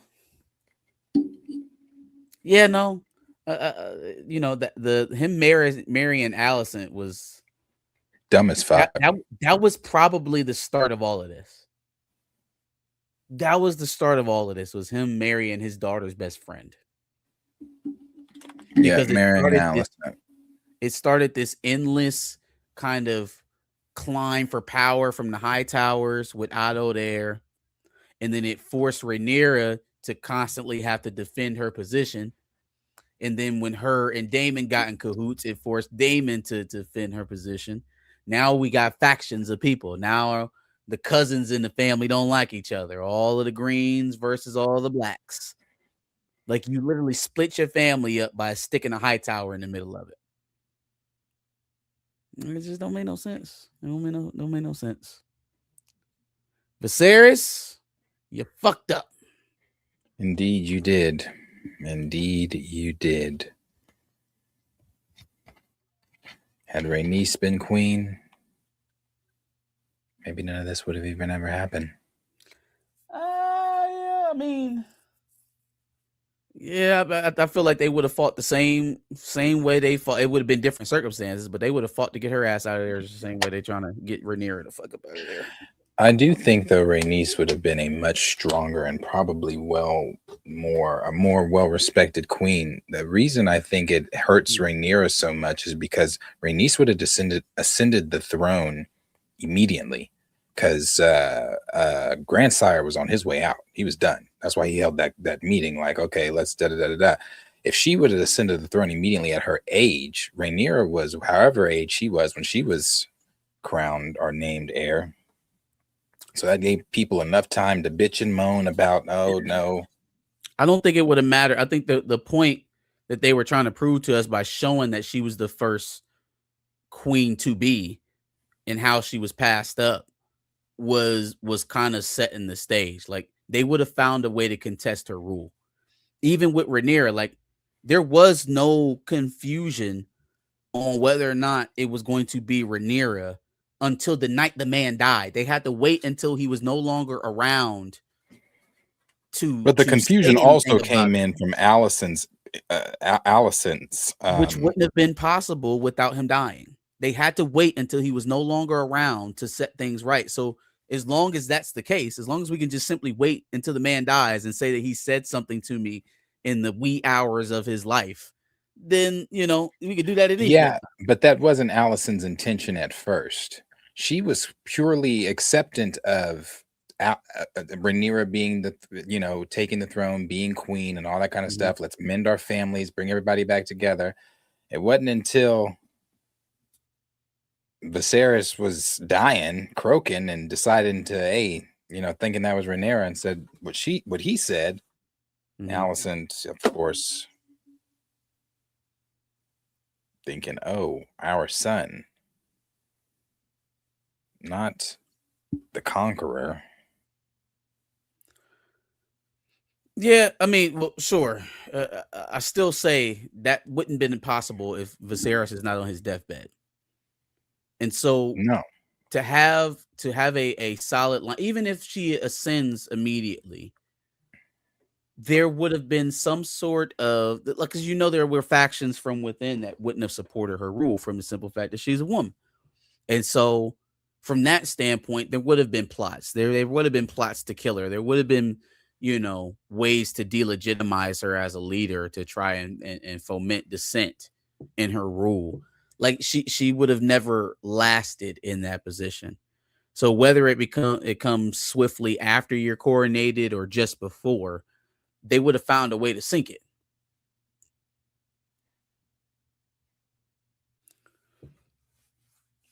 Like she was as strong a leader as Rhaenyra is. Rhaenyra is not a bad leader. She's actually been pretty practical through most of this, and it's her pragmatism that ends up leading her to getting edged out a lot of times.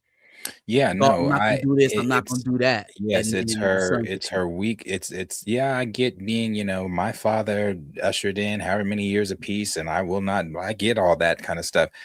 But in times like that, where she's, first of all, it would have been on the minute Viserys got killed. I mean, there is no more suing right now. There's no more suing for peace. I don't need to know what Alicent thinks. Your son killed my son. So like you told me, an eye for an eye, life, either I have his life and the throne. Or hey, she did ask for that little boy's eye. She did ask for that boy's eye. For that little boy's eye. That is crazy. I forgot. And was gonna cut it out herself in front of Viserys. Yeah, no, man, no. It would have been on the minute my son was killed. My first child was killed. Is that how they're acting with Rhaenyra? Is that how they acted with Robert? Like Cersei wasn't the only one involved in the plot to kill Robert. This is Game of Thrones, y'all. They plot against the crown. And again, this would have been the first female ruler in Westeros. You don't think there would have been a faction within her regime that sought to uproot her for the next available male heir? They would have found a bastard and legitimized him to try to contest her rule. You about to see you know what? Let me shut up. I mean, it definitely would happen in if George ever finishes wins a winner. Let's Like, say y'all about to see. Y'all about to see how wacky it can get with people just claiming that they have a right to the throne in the midst of an unpopular ruler. Y'all about to see. I actually forget that kid's name. What's the kid's name in the books that also has the claim to the throne? If George ever finishes that, and let's say Daenerys does get to Westeros, and the people are like, oh, the last Targaryen, and the other boy that's actually supposedly the other Aegon or whatever. What is his name? Oh, you talking about the prince that was promised in the books? In the books, yeah. They would definitely go for young Griff. Yeah, young Griff. Thank you. They would Westeros would definitely be like, oh, yeah, young Griff. You gotta go. Yeah, you gotta go. Regardless of Daenerys' 3 dragons. They're like, oh yeah, young Griff. Young Griff. He's got to finish that shit, man. Look what did they do in Winterfell? What did they do in Winterfell? Jon Snow walked his happy ass back through Winterfell, and they like, Sansa, listen, I know you got back Winterfell and all that, but listen, we need Linda, honey, listen, please, we need Jon.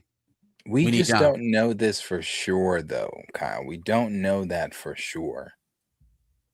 He could be a Blackfire. He might not be a Blackfire, though. There's a lot of strong evidence that points he is. There's a lot of strong evidence that points that he's not, that he really could be who he says he is. But none of us know. Only George knows. Only George knows, and he's probably taking that shit to the grave. Y'all want to yell about young Griff? I want a castle stuff is about to get real wild for sure. You already got homeboy talking about it. I want a fucking castle and a title. But you know what? He makes he thinks the way I think. If this shit was real, what respect do I've got a dragon. This is also I've got a dragon. Stories in a tavern looking for free drinks just 5 days ago. Like, that's cool. You know what I mean? Like, you got high ambitions now. That's cool. That was 5 days ago. Let me pull up on Silverwing. He reminds me of the dude. He out there begging for cash. You give him a few dollars, or you might even give him some coins, and he smack his lips or some shit. Like, okay, then give me this shit back.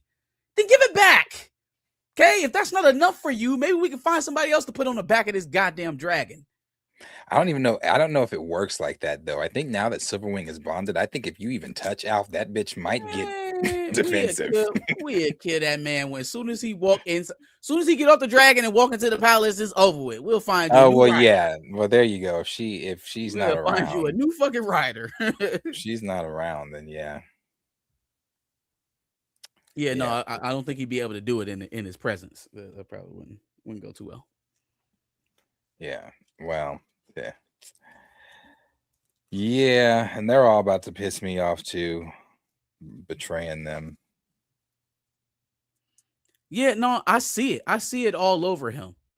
Because it's not about anything. It's just about what you can give me. Him. Yeah. It's what you can give me. And he's been disrespectful since he's been there. Yep. He was disrespectful in season 2. When she was like, when they were sitting at the table and he said, he was like, a knight, she told him, she said, a knight is respectful or something in the queen's presence. He's like, I guess your best bet, make me a knight then, huh? I was like, oh, yeah. Yeah, y'all got to take his head. Don't give him no goddamn dragon. Somebody should have smacked the shit out of him right then and there. I was like, nah. The table. We'll find another one. Go ahead and send him to the pits real quick. What's your name? Ulf? You know what? Now I understand why she sent you to Vagar. She thought you was going to get 8 first. No. Thought she was going to get 8 first. All these damn dragons going to die. Very sad. Yeah. Right? Yeah. Very sad. Did you just say dragons. Yeah, because Yeah. like I know what happens in Game of Thrones. So 100 years later, they're not going to be anymore until those 3 eggs pop up. So yeah, right. Like all these dragons are going to die. All of them. Could they have a Oh, mystery oh. dragon? Like Power Rangers had the 6th Ranger every Vagar season. not Like, oh, dead. yeah. You see Vagar in like season 3 or season 4. Whenever Sir Jorah Mormont, whenever Jorah is escorting Tyrion back to Meereen for him to see the Khaleesi, you see Vagar. That's not Vagar. That's Drogon. Vagar's dead. Vagar dies in the Battle of the God's Eye. Vagar dies with Caraxes. That wasn't Drogo though. That wasn't Drogo. That was Drogo. There's only 3 dragons in the world when Daenerys is alive, and it's her 3. That was Drogon. Drogon had flown. Drogon was missing at that time. He wasn't even with Daenerys at that time. He had flown It didn't away. look like him. I gotta play that was back, man. Because it didn't. Drogon was deep black, like blackety black. I thought that was just like some random dragon. That's actually true, Jay the Informant. The cannibal is still out there.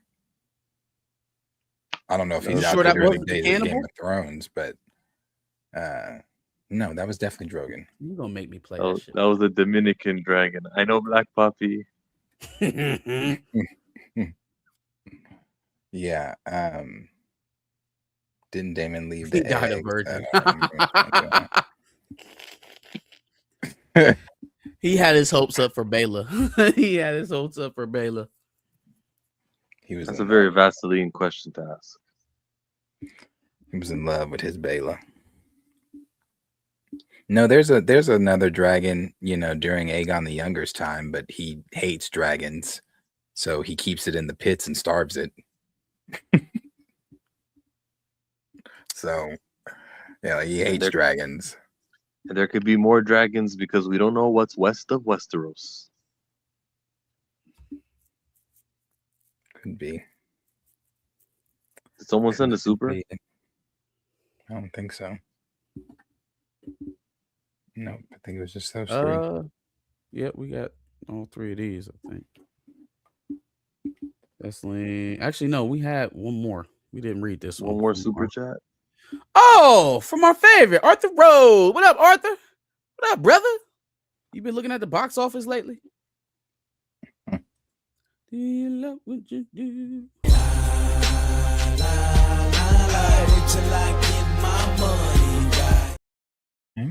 What? Arthur Rose with $2, in my opinion. George R. Martin over George Lucas. No misses. What? I mean,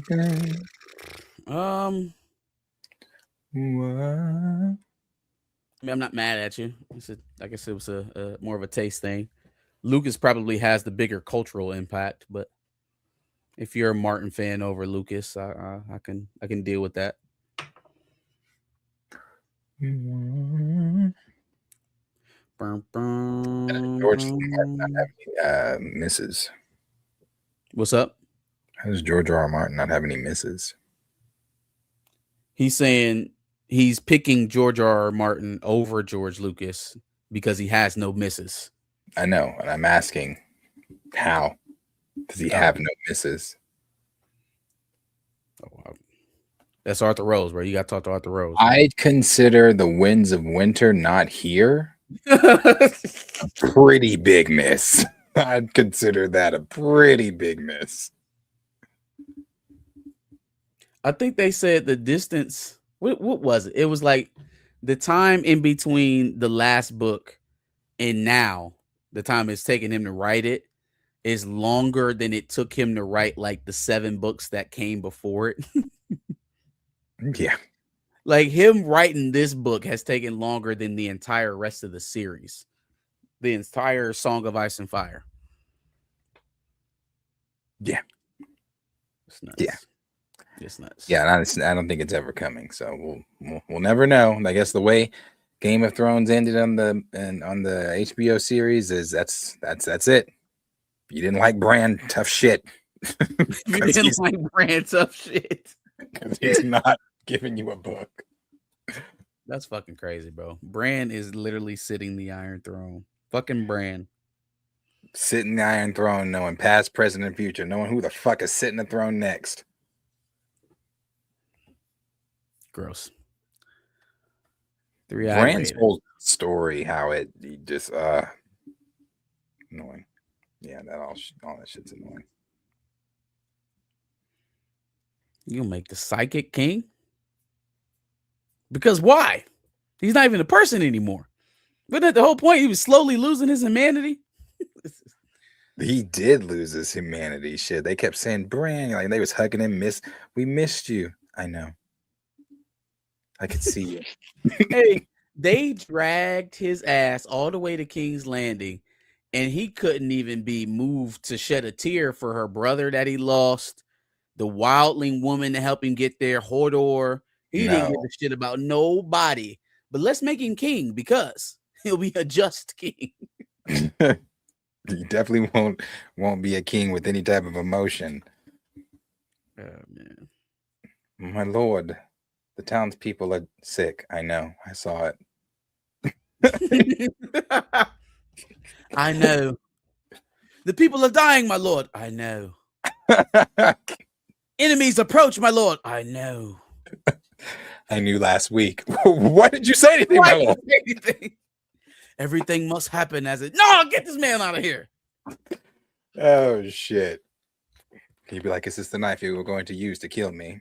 I'm telling you. Why is Bran king?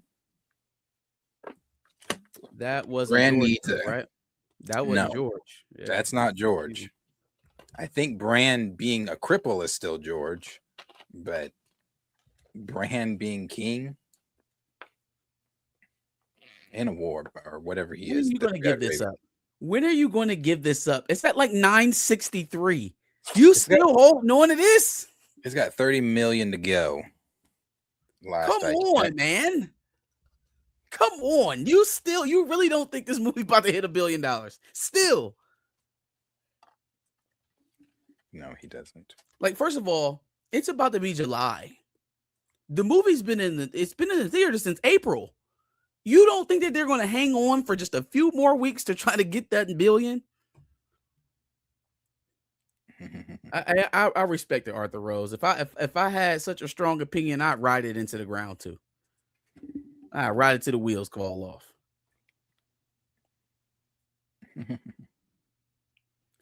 Yeah, see Pennywise, he out here dropping bars.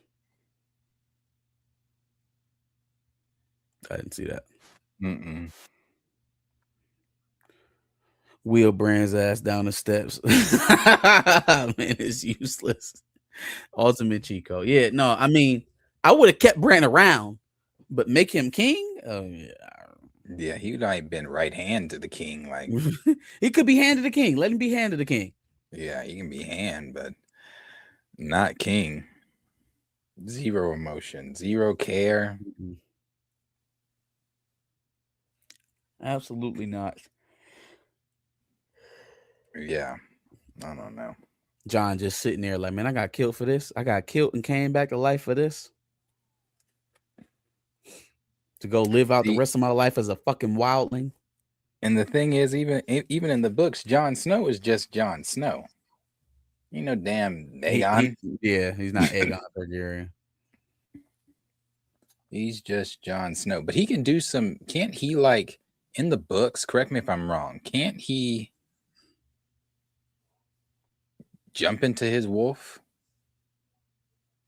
Like warg into his wolf? I thought that was part of it, yeah. I thought that was part of his, something he could do in the books.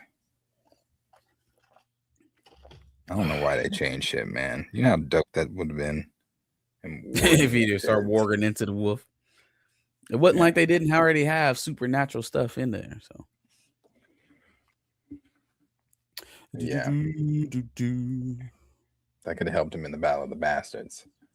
He if he became one of the dire wolves. Yeah. What up, brother Chill? Welcome back. Hi. Sorry. I think we're about set. About it. I think so. We did Absolute, did Supergirl. It was a Spider-Man trailer. That's the only thing. Did you see the Spider-Man trailer? Yeah, it's okay. I thought it was pretty dope. I had a couple questions though. Did it sound like to anyone else that Jean Grey, because we're assuming that that's Jean Grey, that Jean Grey is threatening Mary Jane? There's no Mary Jane. Yeah, apparently this is like her teenage years. Like she's like her teenage years? Yeah, I guess she's like a teenager. Like when she was supposed to be at the mansion? No mansion. When was Jean ever a murderer though? Like when was she ever go check on your loved ones before I find them type? Where'd that come from? Hey, she's the MCU Jean. So she's gonna, I think it's just for, obviously she's gonna, do a 360 in the movie and realize that what she's doing or whoever she's helping or working for is not right, and I need to help Peter. And I think I'm going to be a good guy than we've ever seen for Jean Grey. Also, why is Peter immune to her powers? Why I think it's a spider sense. I think it has to do with the spider sense. He can sense it, but what about that makes him immune to telepathy? What? Why does Spider-Man need to be immune to telepathy? It's the MCU, baby. I don't like it. That I don't care for, but everything else looked pretty dope. It does look really good. The Hulk stuff looks great. I have never, and every time Mark Ruffalo portrays himself as Bruce Banner, I've never liked it. I just don't think he ever brings anything as Bruce. Like that, when you see me without this, run. Rah! Like, I just think he's very just as Bruce. But seeing him as Savage Hulk, having Hulk back, that looks fantastic. Punisher stuff with Frank looks good. I'm pretty sure they're doing that whole, how they took out Toby and Andrew during the big fight at the Statue of Liberty. I think they're doing that on some of the scenes from what I've seen from some people circling. Like, oh, I think somebody's standing here, like maybe Daredevil or something like that. Shocker has been added to the villains that are going to be in the little montage. Ramrod. What else? Looks like Tombstone, from some of the toys that have leaked or gotten out, is going to have 2 gigantic ass guns. Let's see what else.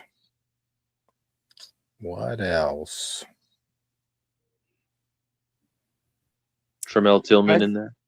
Yeah, Tremel Tillman's in there. With the whole damage control thing, that thing might be real, where the damage control is damage control in name, but they are secretly hunting mutants, and apparently, according to rumors, have mutants. Now I don't know if it's like, A-list mutants, but have mutants in custody already. Which is why we haven't been seeing, well, we have seen them a couple times, but we haven't been seeing them active in the MCU. At least that provides a reason. But like, Secret Wars is coming, and who cares? I know you're not about to sit here and tell me that damage control rounded up all the mutants of the Earth. And that's why we've never They probably got the Void or some reason why that they're able to neutralize mutants. Maybe not too many mutants have even spawned, so they only got like 34. Just bring her over from another universe, bro. Like, just let these incursions happen, and then bring her over. When Monica left out, she popped in. We did a little swapperoo.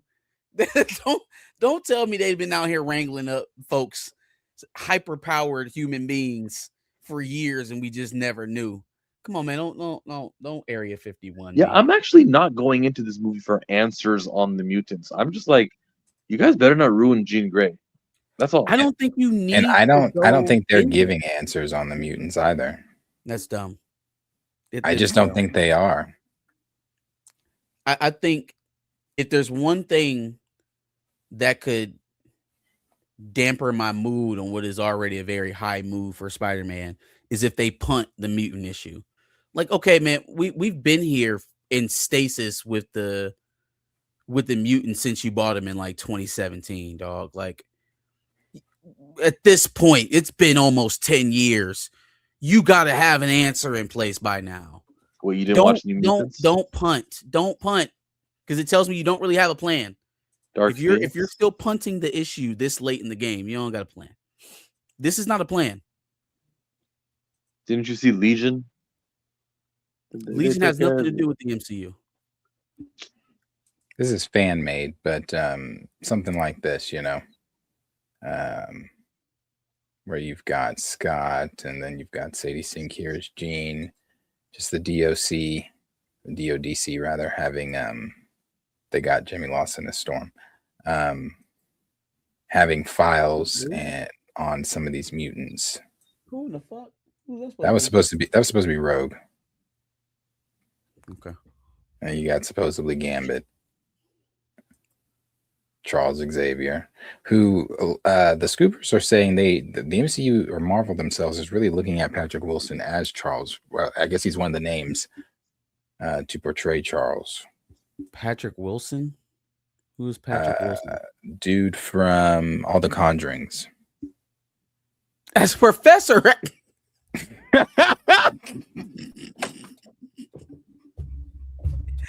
They play too fucking much, bro. They play too fucking much. They play entirely too fucking much. Absolutely fucking not. Yep, Ed Warren. Good old Ed Warren. Jesus Christ. Mr. Sinister gonna come up, he gonna bring out that Bible. Power of Christ compels you. Oh shit. And then whoever this is Magneto. Who is this? Bertie Carvel. I love it because I never heard of this name. So yes, get this guy and he'll sign long term for very affordable. I don't even know if he's good. Why does that matter so much to you? Well, yeah, sure. Of course, I gotta hope can we that not get quit spending these studios can we not money get what's his name just to do it again? Who's that? Fassbender? Fassbender. But then that means you gotta go get McAvoy back too. You want McAvoy and Fassbender? It doesn't really mean that. It's a different. It doesn't though. He's right. It does not mean we have to get McAvoy. So we're gonna get a brand new Professor X and bring back Fassbender and nobody else. Well, I mean, Doctor Strange looks the same in some universes. In some universes, he doesn't. Yeah. So this Magneto just looks like that Magneto. I'm tired of this shit. I'm tired of y'all.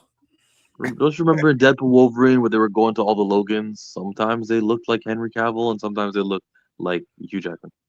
Yeah, unfortunately, we know the universe where Michael Fassbender's at, and that's where James McAvoy is at. But, let's convolute it even more and just say there's another Michael Fassbender universe where there's not a James McAvoy Professor X. No, that can literally happen because the universes are infinite. You can find the one where that fits. Right. That doesn't at all sound like convenient plot armor at all. It sounds like great storytelling that we should put forth. Absolutely. I think aren't you the guy who wants Fassbender? I mean, I wouldn't mind it, but weren't you the guy who wants to stick in continuity? I fear Patrick. What's his name? Patrick Wilson's too tall to be Professor X. Too tall, too buff, not bald enough. Professor X is, and I know this really doesn't matter. I'm just, Professor X is 6'2". Well, maybe it works. They're both 6 foot. I've never felt like Patrick Stewart was 6'2". Not 6'2", not 6'2", just 6 foot. James McAvoy is definitely not 6'2", like not even close. 6 foot also. No. No. Yeah, Michael, bring back Fassbender. Who's this guy? Birdie. I feel like he's played. I've seen him in something though. Is that Tom from Succession? Oh, Birdie is yeah. Tom Bring him from as again. Succession? Is he Tom from Succession? He's the king that died in the Knights of Seven Kingdoms. What's his name? It was he was heir to the throne. Damn it, which one was he? In Night of the Seven Kingdoms. Yeah, Knight of the Seven Kingdoms. Oh, yeah, no, that's not Tom. But yeah, I know who you're talking about. Yeah, he could play. He could do a decent Magneto. Yeah. I could see it. I could see it. He could do it. Yeah, let him come in as Eric. I will fight for Sir Duncan's side. No, he wasn't Magor. Not That's not Magor. him.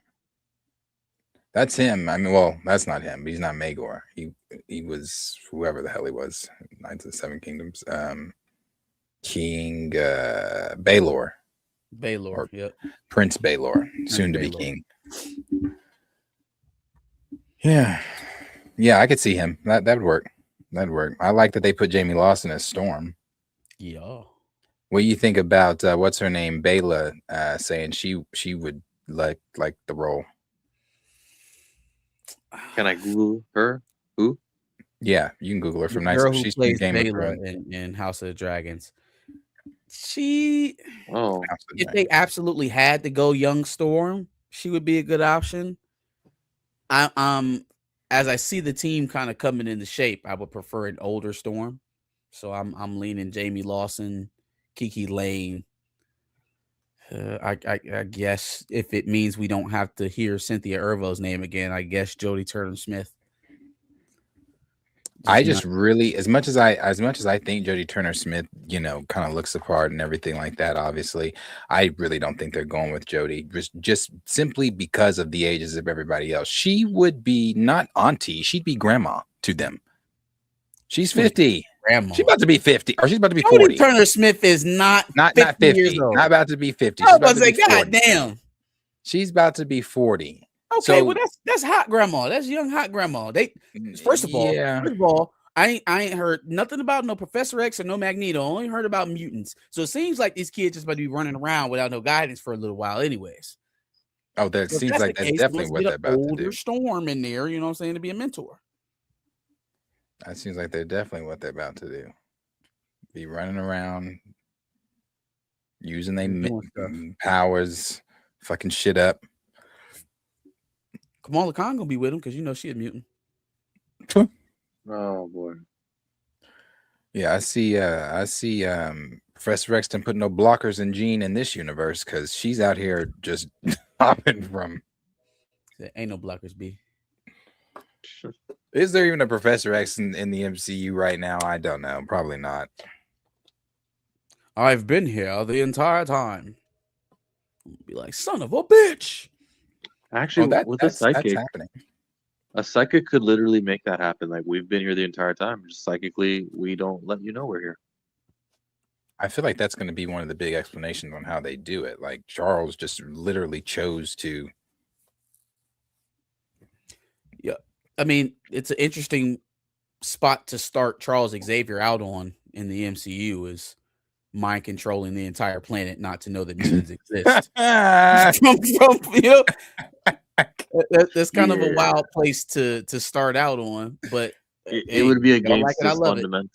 He would be against that because he's all about the cohesion stuff. So Absolutely, he would be against that. Like that would be like a last ditch effort, like a and that wouldn't bode desperation. well when he's arguing his point for mutant coexistence. They'd be like, motherfucker, you mind control us for 10 years.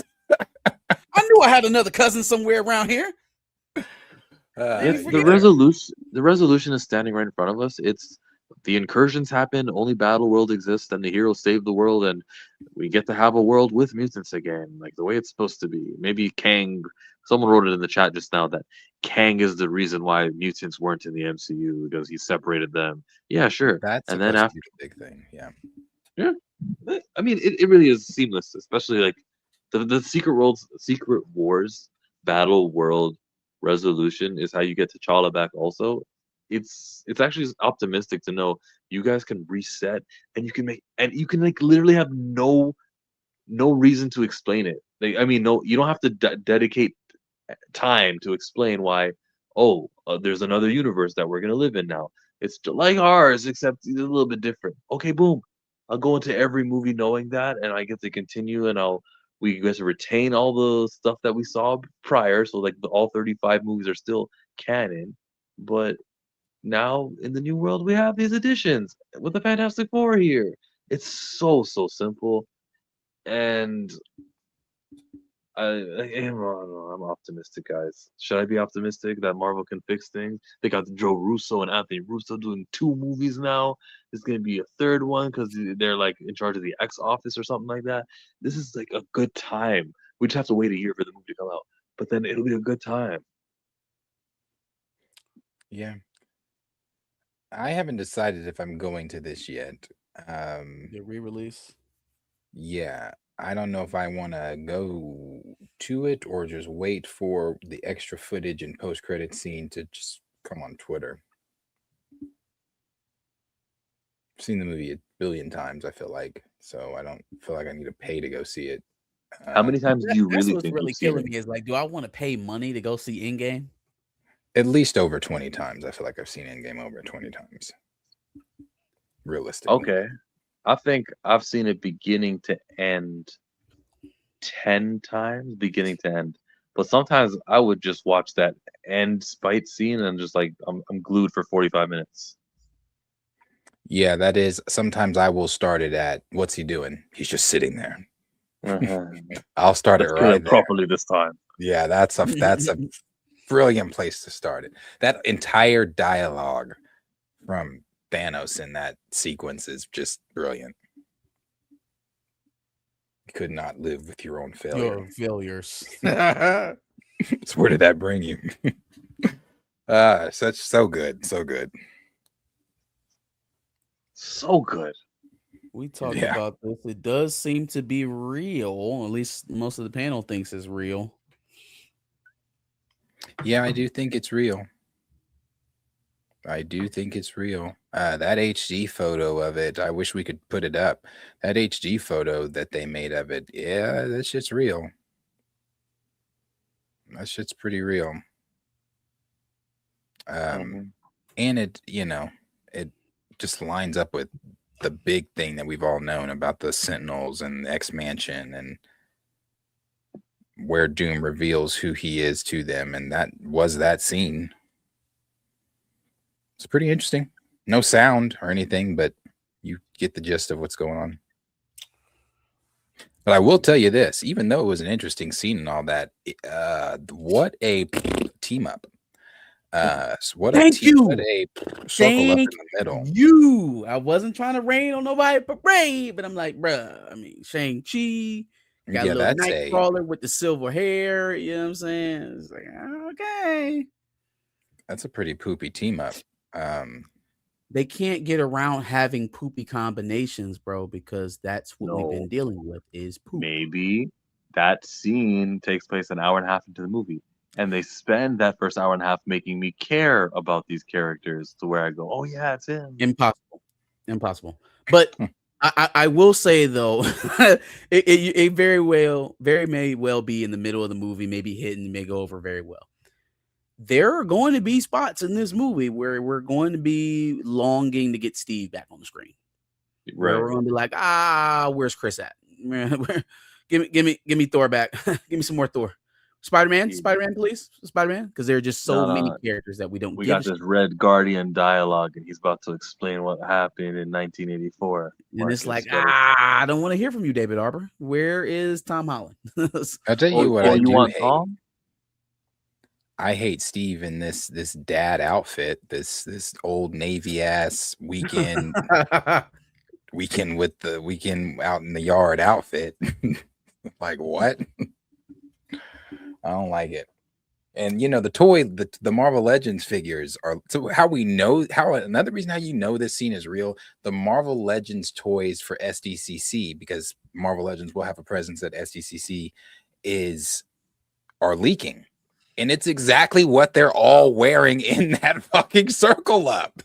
Like Steve, his figure, so I don't know anybody that would want that figure. It's literally Chris Evans in a t-shirt and pants. I don't know anybody that would want that, but that scene is definitely real. That's a very real scene.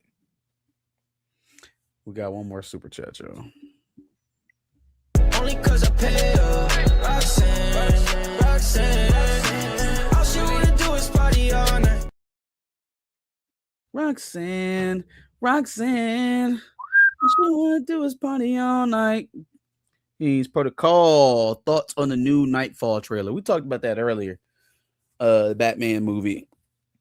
It's coming out. It looks pretty good. DC has always been on top of Marvel in terms of animated movies, so no surprise there at all. But it looked pretty solid.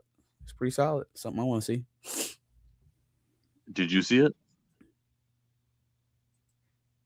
Oh yes, I did. It looked great.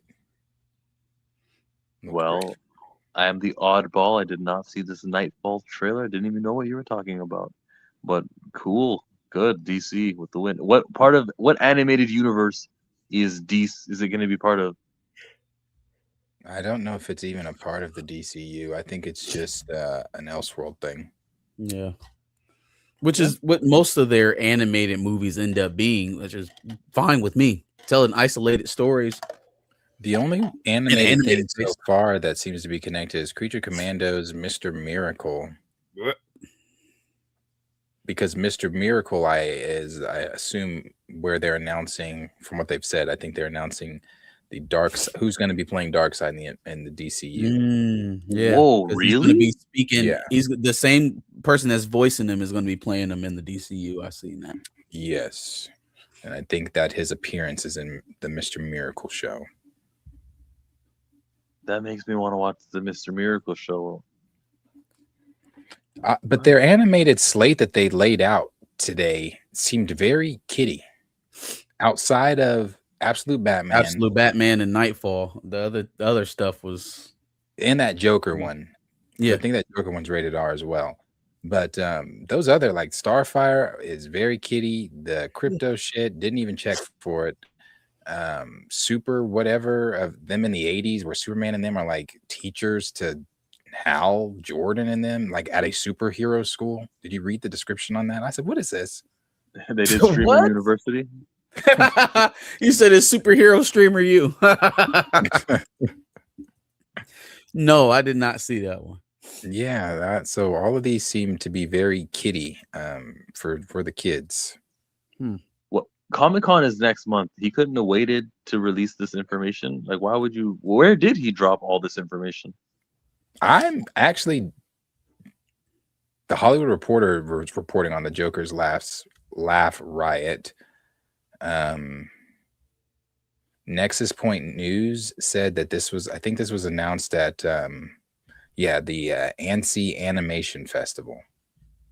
Oh, the ANSI Animation Festival. Yeah, they have that every year at ANSIville. I was like, what? You could know something I don't?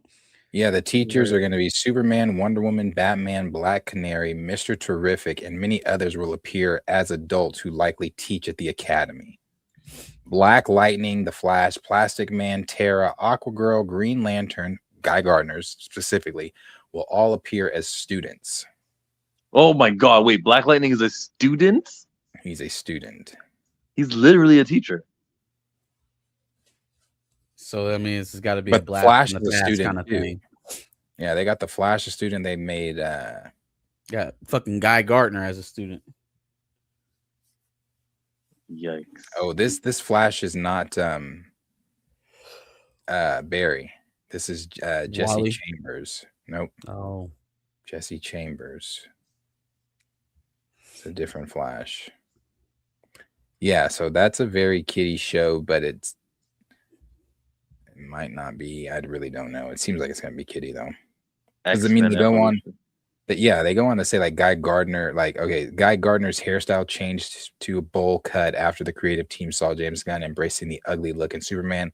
Guy Gardner says bowl cut instead of cheese when taking pictures with fans. Hold on a second. The creative team saw Superman and then they're like, okay, let's change our idea. So does that mean this thing was already in the works? Yep, I guess so. I guess maybe everything is not as cohesive as James likes to claim. No. But guys, we always have a finished script before we bring things into production. Like always. Actually, you're right. Yeah, that was that. Yeah. That's the problem with superhero films these days. Well, that sounds terrible. The production team saw another project from the same studio and said, "Hey, we didn't know they were doing his hair like that. Let's change it." Like, why didn't we already know? Why didn't we? Y'all didn't see the movie? Y'all didn't go watch it? Yeah, he actually spoke against that in chapter Gods and Monsters. He was talking about how things need to be connected and there needs to be one vision and this and that. Doesn't sound like it. Doesn't even seem like the core. Doesn't even seem like the coworkers within your studio watch each other's content. Damn, James Gunn. Like literally a liar. Like pants on fire liar. Oh, James. Yeah, and then like I said, the Sapphire one is also very kiddie. I mean, I guess if you like My Adventures with Superman, you'll probably like My Adventures with Green Lantern. It's the same thing, same animation, same. Who's the lead character of My Adventures with Green Lantern? It is Hal. Oh, it's not John. Ain't nobody watching that shit anyway. Don't nobody worried about it. Well, he'll be training Jessica Cruz in this. John's not even in this. Other Lanterns are in this, unless they're just keeping his name out for like, hey, surprise, John's here. But they're naming other Lanterns, but John's not in it. Chillmonger was right. Part 13. It's animated television for children versus an HBO ongoing series. Now, which one? That's why I'm wrong. All right. Sorry. Which one's bigger? Which one would you rather have? Yeah, one's bigger. Now you're going to try to convince me that the animated show for children is more important than the show that's going on HBO for 8 episodes. Yeah, Chillmonger's wrong. It's the Green Lantern. Yeah. No. Stick in your lane. So next time that we want to see somebody go up, make sure you want that character to be in a children's television show and not in a major motion picture or an adult series on a major. Yeah, that makes sense. Yeah, sure. Yeah, it makes total sense. Yep. So instead of a live action static movie, we should just rehash the television show. We should just get the television show back on Cartoon Network, and that'll be a success, right? That's what we want. No, that wouldn't be the success. No. What's up, bro? We want the children's television show. Yeah, it's all about Jon Stewart. Johnny Stew. Oh man, that's funny. No John. No Johnny Stew. Johnny Stew. Hey, listen, man, you can lead a man to water, but you can't make him drink. And you sure as hell can't make him tell the truth. Oh, Granny Goodness is in this also. I'd like to see her in Mr. Miracle. On Mr. Miracle show. Concept art was shown for Mr. Miracle, Orion, High Father, Granny Goodness, and Darkseid. Nice. Now, I just hope the animation style isn't what they've been showing for the poster for Mr. Miracle. That doesn't look good. I would prefer the animation style be like Nightfall, but I know that that's not happening. But I would love that animation style. I don't know why they just don't do that. Is that animation style too expensive or something? They've just really strayed away from that. I think it's just they have independent visions. Well, they shouldn't. Maybe. I mean, because you saw that even when the DC animated stuff was in its heyday, it wasn't like a consistent animation style. Kind of varied. Are we talking about under Duffy? No. The movies. So like under movie. like Walter Hamada days. So say Duffy stuff is pretty consistent. Injustice and Flashpoint and all those other things, they kind of vary a little bit. Yeah.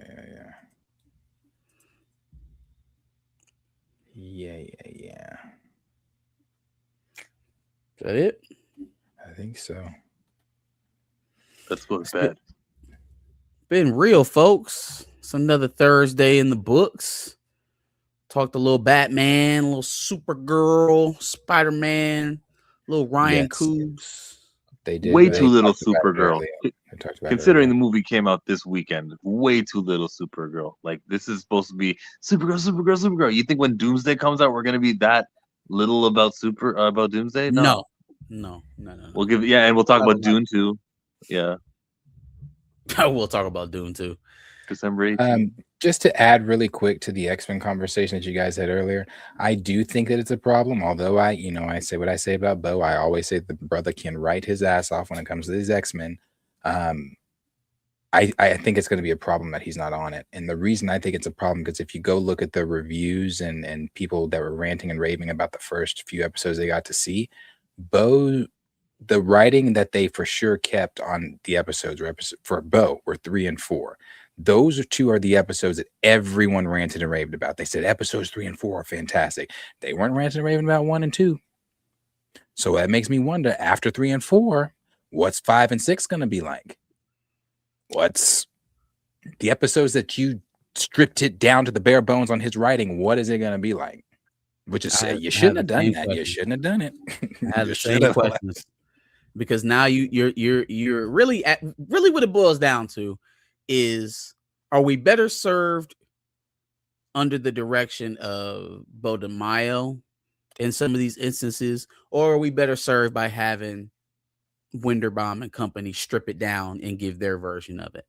I think if that were true, we probably wouldn't have even gotten season 1 of Bo DeMaio's vision, because it would have been stomped out in the infancy. It would have been stomped out in development. Like, if there was someone else that could have helmed that project at that point in time, probably would have gone ahead and did it. Probably would have gone on ahead and did it with the, the controversies that he was having at that time. So I'm pretty sure he'll be. I'm pretty sure his absence will be felt. Well, if his absence is felt, it'll be because they're not adapting a comic book, which is kind of what he was doing. He was like just putting it in animation, and for them to do their original writing with their fresh ideas, who knows what they do?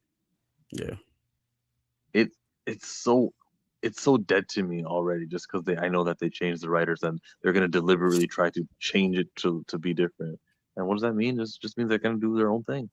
And I like what happened in the comic books. I would be so rewarded if some of those comics I read from 2009 get used, but that's not gonna happen. Yep. Well, we'll find out on the 1st. That's Wednesday. On Wednesday, we'll find out. But like I said, everybody, the people that have seen it so far, said that episodes 3 and 4, which are the ones that they kept the most of his writing in, were the best ones that they saw. So, how do you know it's the ones with the most of his writing? I looked it up and found an article that was talking about, how they were talking about stripping his they talked about stripping his writing down to the bare bones or whatever, and then they rewrote a lot of stuff, but they kept, I guess those episodes were the episodes that they liked of his, or wherever they still changed some of his things, but I guess that's where the bulk of most of his ideas from the season episodes that they kept are in those episodes. That's so weird. And who's speaking out? You better get fired. We're a team here at Marvel. We're a well-oiled machine. You can't be over here telling us what the Bo DeMaio episodes still are. That's wrong. Fire that. Yeah. Yeah, that's what's going on with that. So we'll see. Like I said, it comes out Wednesday. Nate Moore, if you're watching, we want to see what you got coming. Ryan Coogler, congratulations on the Netflix deal. Facts. Take care of those thumbnails, please. What? I said facts. Facts on facts. Thanks for the super chats on chats, everybody. And that's Pantheon. Away I go, you guys. I will see you guys on Sunday live at 4:30. Darius, when we gonna see you next? Probably tomorrow. If not tomorrow, chat. Then I'll be there Monday. It's been real, folks. Love you all. They're dropping 3 episodes on the first Of X-Men Damn. 97. I guess so. That's dope. They got a chart. That's dope. Guess Cue so. to Josh. Hey, I've been watching y'all every single time on Thursday and Friday because I swear to God, y'all switch up every now and then. But rock out. I'm fucking with it. I'm out. Thank you, Josh. Appreciate it. All right, dog.